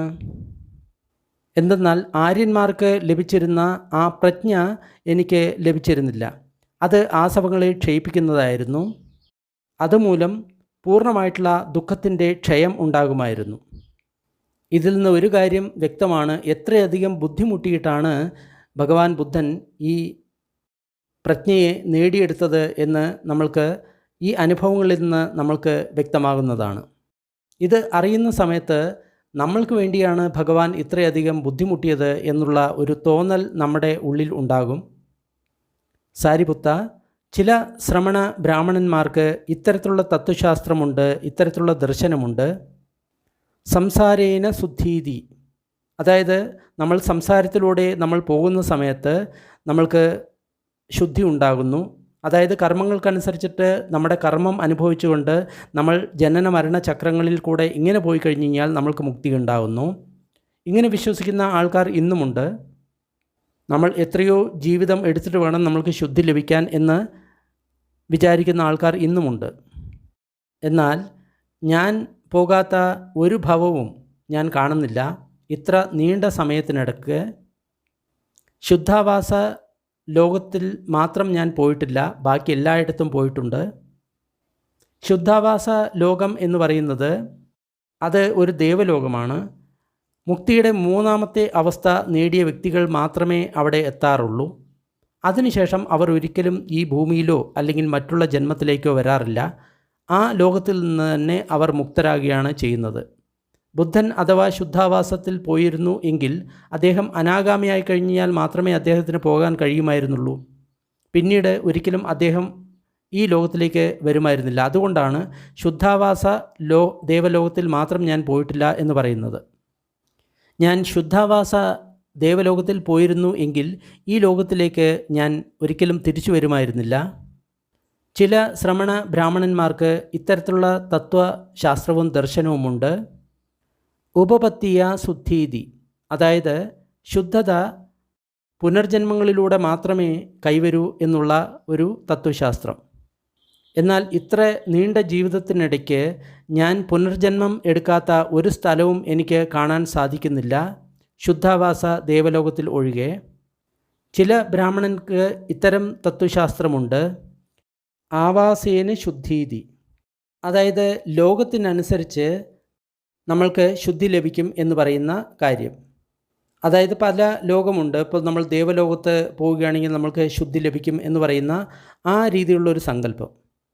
എന്നാൽ സാരിപുത്ത, ഈ നീണ്ട ജീവിതത്തിനിടയ്ക്ക് ഞാൻ പോകാത്ത ഒരു ലോകവുമില്ല, ശുദ്ധാവാസ ദേവലോകം ഒഴിച്ച്. ചില ശ്രമണ ബ്രാഹ്മണന്മാർക്ക് ഇത്തരത്തിലുള്ള തത്വശാസ്ത്രവും ദർശനവുമുണ്ട്. യജ്ഞേന ശുദ്ധീതി, അതായത് യജ്ഞത്തിൽ നിന്ന് യാഗത്തിൽ നിന്നാണ് ശുദ്ധി വരുന്നത് എന്ന്. ഇന്നും ഇങ്ങനെ യാഗത്തിൽ നിന്ന് ശുദ്ധി വരുമെന്ന് കരുതുന്ന ഒരുപാട് ആൾക്കാരുണ്ട്. പലരും അഗ്നിഹോത്രം ചെയ്ത് തന്നെ ശുദ്ധരാക്കാൻ ശ്രമിക്കാറുണ്ട്. ആ വിശ്വാസം 2500 വർഷങ്ങൾക്ക് മുൻപും ഉണ്ടായിരുന്നു. സാരിപുത്ത, ഇത്രയും നീണ്ട ജീവിതത്തിനിടയ്ക്ക് ഞാൻ ചെയ്യാത്ത ഒരു യജ്ഞവും ഇല്ല. കാരണം കൽപ്പങ്ങൾ നീണ്ടു നിൽക്കുന്ന തൻ്റെ പൂർവ്വജീവിതം ബുദ്ധന് ഓർമ്മയുണ്ട്. ആ സമയങ്ങളിൽ ഭഗവാൻ ബുദ്ധൻ രാജാവായിരുന്നു, അതേപോലെ തന്നെ സമ്പന്നനായിട്ടുള്ള ബ്രാഹ്മണനായിരുന്നു. അപ്പോൾ അദ്ദേഹം ചെയ്യാത്ത ഒരു യജ്ഞവും ഇല്ലായിരുന്നു. ചില ശ്രമണ ബ്രാഹ്മണന്മാർക്ക് ഈ തരത്തിലുള്ള തത്വശാസ്ത്രമുണ്ട്, ദർശനമുണ്ട്. അഗ്നി പരിചര്യായ ശുദ്ധീതി, അതായത് അഗ്നിയെ പരിചരിച്ചുകൊണ്ട് ശുദ്ധി വരും എന്ന്. ഇന്നും അത്തരത്തിലുള്ള പല വിഭാഗക്കാരുണ്ട്. അഗ്നിയെ അവർ ജ്വലിപ്പിച്ചുകൊണ്ടിരിക്കും. ഒരു ചെറിയ അഗ്നിയായിരിക്കും അല്ലെങ്കിൽ വലിയ അഗ്നിയായിരിക്കും, അതിനെ ഒരിക്കലും കെടാൻ സമ്മതിക്കില്ല. നമ്മുടെ ആത്മാവ് ഈ അഗ്നിയാണ് എന്നവർ സങ്കല്പിച്ചിട്ട് ഈ അഗ്നിയെ അവർ ആരാധിക്കുന്ന ആൾക്കാർ ഇന്നും കാണാറുണ്ട്. എന്നാൽ സാരിപുത്ര, ഞാൻ പരിചരിക്കാത്ത ഒരു അഗ്നിയും ഇത്രയും നീണ്ട ജന്മങ്ങൾക്കിടയ്ക്ക് ഉണ്ടായിട്ടില്ല. എന്തെന്നാൽ ഞാൻ വലിയ രാജാവായിരുന്നു, അതേപോലെ തന്നെ സമ്പന്നനായിട്ടുള്ള ബ്രാഹ്മണനായിരുന്നു. അപ്പോൾ പലതരത്തിലുള്ള അഗ്നിപരിചര്യയും ഞാൻ പാലിച്ചിട്ടുണ്ട്. ചില ശ്രമണ ബ്രാഹ്മണന്മാരുണ്ട്. അവരുടെ തത്വശാസ്ത്രം ദർശനം ഇങ്ങനെയാണ്: ഏതുവരെ ഈ മാന്യവ്യക്തി യുവത്വത്തിലിരിക്കുന്നോ, യുവാവാണോ, കറുത്ത തലമുടിയുണ്ടോ, യുവത്വം നിറഞ്ഞു നിൽക്കുന്നോ, ജീവിതത്തിൻ്റെ ഉച്ചസ്ഥായിയിൽ നിൽക്കുന്നോ, അതുവരെ അവൻ്റെ ബുദ്ധി സ്ഥിരമായിരിക്കും. എന്നാൽ ഈ വ്യക്തി വയസ്സാകുന്ന സമയത്ത്, വൃദ്ധനാകുന്ന സമയത്ത്, ശരീരം ശോഷിക്കുന്ന സമയത്ത്, ആയുസ് വർദ്ധിക്കുന്ന സമയത്ത്, അന്ത്യം അടുക്കുന്ന സമയത്ത്, 80, 90, 100 വർഷങ്ങൾ വയസ്സാകുന്ന സമയത്ത് ഈ വ്യക്തിയുടെ ബുദ്ധി നഷ്ടമാകും. എന്നാൽ സാരിപുത്ര, നീ ഒരിക്കലും ഇങ്ങനെ കാണരുത്. എനിക്ക് ഇപ്പോൾ 80 വയസ്സാണ്, വളരെ വയസ്സായിട്ടുണ്ട്, വളരെ കാലം ഞാൻ ജീവിച്ചു, എൻ്റെ ജീവിതത്തിൻ്റെ അവസാന സമയത്തേക്ക് ഞാൻ കടന്നു. എനിക്കിപ്പോൾ 80 വർഷങ്ങൾ വയസ്സാണ്. എനിക്ക് 4 ശിഷ്യന്മാർ ഉണ്ട് എന്ന് കരുതുക. അവർക്ക് ഓരോരുത്തർക്കും 100 വർഷങ്ങൾ ആയുസ്സുണ്ട് എന്ന് കരുതുക. അവർക്ക് ഓരോരുത്തർക്കും വളരെ നല്ല ഓർമ്മയും അതേപോലെ തന്നെ ബുദ്ധിയും ഗ്രാഹ്യവും അറിവും ഉണ്ട് എന്ന് കരുതുക. ഒരു നല്ല പോലെ ലക്ഷ്യമുള്ള ഒരു അമ്പെയ്ത്തുകാരൻ സ്വന്തം അമ്പെയ്ത് ഒരു പനമരത്തിൽ അമ്പ് കൊള്ളിപ്പിക്കുന്നത് പോലെ അത്രയും സൂക്ഷ്മമായിട്ടുള്ള ബുദ്ധി അവർക്കുണ്ട് എന്ന് കരുതുക. അത്ര തീക്ഷ്ണമാണ് അവരുടെ ബുദ്ധി, അത്ര തീക്ഷ്ണമാണ് അവരുടെ ഓർമ്മശക്തി, അത്ര തീക്ഷ്ണമാണ് അവരുടെ ധാരണാശക്തി എന്ന് കരുതുക. അവർ 4 സതിപഠാനങ്ങളെപ്പറ്റി എന്നോട് ചോദ്യങ്ങൾ ആവർത്തിച്ചു കൊണ്ടേ ഇരിക്കുകയാണ്. വീണ്ടും വീണ്ടും ചോദ്യങ്ങൾ ആവർത്തിച്ചു കൊണ്ടിരിക്കുകയാണ്. ഞാൻ അതിന് ഓരോന്നിനും ഉത്തരം കൊടുക്കും. അവർ ആ ഉത്തരം ഓർത്തുവെക്കും. വീണ്ടും അതേ ചോദ്യം 2ാം പ്രാവശ്യം ചോദിക്കില്ല. അവർ ചോദ്യം ചോദിക്കുന്നത് നിർത്തുന്നത് ഉണ്ണുന്ന സമയത്തും വെള്ളം കുടിക്കുന്ന സമയത്തും മലവിസർജനത്തിന് പോകുന്ന സമയത്തും ക്ഷീണത്തെ മാറ്റുന്നതിന് ഉറങ്ങുന്ന സമയത്തും മാത്രമായിരിക്കും. അപ്പോൾ മാത്രമാണ് അവർ ചോദ്യം ചോദിക്കാതിരിക്കുക. എന്നാൽ തഥാഗതന് ഒരിക്കലും ധർമ്മം പഠിപ്പിക്കുന്നതിൽ കമ്മി വരില്ല. വാക്കുകൾക്കോ അല്ലെങ്കിൽ വാക്യങ്ങൾക്കോ പെട്ടെന്നുള്ള ഉത്തരമോ തഥാഗതനിൽ കുറവ് വരുന്നതല്ല. അങ്ങനെ 100 വർഷങ്ങൾ കഴിഞ്ഞു കഴിഞ്ഞാൽ എൻ്റെ 4 ശിഷ്യന്മാരും മരിച്ചു പോകും. അപ്പോൾ നിങ്ങൾ എന്നെ ഒരു സ്ട്രെച്ചറിൽ കിടത്തി ചുറ്റും നടക്കുകയാണെങ്കിൽ കൂടി തഥാഗതൻ്റെ ബുദ്ധിക്ക് ഒരിക്കലും കുറവ് വരില്ല. അതായത് 180 വയസ്സായാലും എൻ്റെ ബുദ്ധി ഒരിക്കലും ക്ഷയിക്കില്ല, ഓർമ്മ ക്ഷയിക്കില്ല എന്നാണ് പറയുന്നത്. ഈ ലോകത്തിൽ ആരെ പറ്റിയെങ്കിലും സത്യമായിട്ട് ഇങ്ങനെ പറയണം എങ്കിൽ, മോഹമില്ലാത്ത ഒരു വ്യക്തി മനുഷ്യന്മാർക്കും ദേവതമാർക്കും സന്തോഷമുണ്ടാക്കാനും ഹിതമുണ്ടാക്കാനും ജനിച്ചിട്ടുണ്ട്. ലോകത്തിന് അനുകമ്പയുണ്ടാക്കാൻ ജനിച്ചിട്ടുണ്ട്. ദേവന്മാർക്കും മനുഷ്യന്മാർക്കും സന്തോഷവും സുഖവും നൽകാൻ ജനിച്ചിട്ടുണ്ട് എങ്കിൽ അത് ഞാൻ തന്നെയാണ്.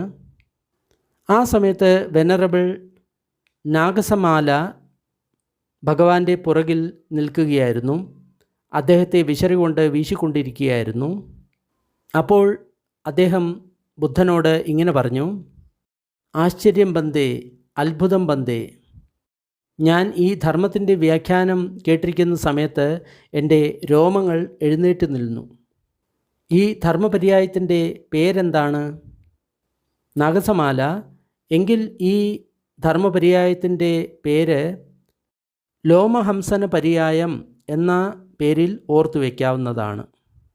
അതാണ് ബുദ്ധൻ പറഞ്ഞത്. അപ്പോൾ ആരാധ്യനായിട്ടുള്ള നാഗസമാല വളരെയധികം സന്തോഷിച്ചു. അങ്ങനെ മഹാസിംഹനാദം അവസാനിച്ചു. ഈ സൂത്രം വളരെ പ്രേരണാജനകമാണ്. ബുദ്ധൻ എത്രമാത്രം കഷ്ടപ്പെട്ടിട്ടാണ് ഈ ധർമ്മം നേടിയത് എന്ന് ഈ സൂത്രത്തിലുണ്ട്. സൂത്രം ഇഷ്ടമായി കഴിഞ്ഞു കഴിഞ്ഞാൽ ലൈക്ക് ചെയ്യുക, ഷെയർ ചെയ്യുക. കൂടുതൽ വീഡിയോകളുടെ ലിങ്ക് ഡിസ്ക്രിപ്ഷൻ ബോക്സിലുണ്ട്. ഇനി അല്പസമയം നമ്മൾക്ക് പുണ്യവിതരണം ചെയ്യാം. ദുഃഖം അനുഭവിക്കുന്ന സർവ്വപ്രാണികളും ദുഃഖവിമുക്തരാകട്ടെ. ഭയം അനുഭവിക്കുന്ന സർവ്വപ്രാണികളും ഭയത്തിൽ നിന്ന് വിമുക്തരാകട്ടെ. ശോകം അനുഭവിക്കുന്ന സർവ്വപ്രാണികളും ശോകത്തിൽ നിന്ന് വിമുക്തരാകട്ടെ. എല്ലാ പ്രാണികൾക്കും മുക്തി ലഭിക്കട്ടെ. നമ്മൾ നേടിയ ഈ പുണ്യത്തിൽ സർവ്വജീവികളും പങ്കാളികൾ ആകട്ടെ. അതുമൂലം സർവ്വപ്രാണികൾക്കും സുഖവും സന്തോഷവും ഉണ്ടാകട്ടെ. ഭൂമിയിലും ആകാശത്തിലും ഉള്ള സർവ്വപ്രാണികളും അധോലോകത്തെയും മനുഷ്യലോകത്തെയും ദേവലോകത്തെയും രൂപ അരൂപ ബ്രഹ്മലോകത്തിലെയും സർവ്വപ്രാണികളും നമ്മളുടെ ഈ പുണ്യത്തിൽ പങ്കാളികളാകട്ടെ. അതിശക്തരായിട്ടുള്ള ദേവന്മാരും ബ്രഹ്മന്മാരും ബുദ്ധശാസനത്തെ സംരക്ഷിക്കട്ടെ. സാധു സാധു സാധു.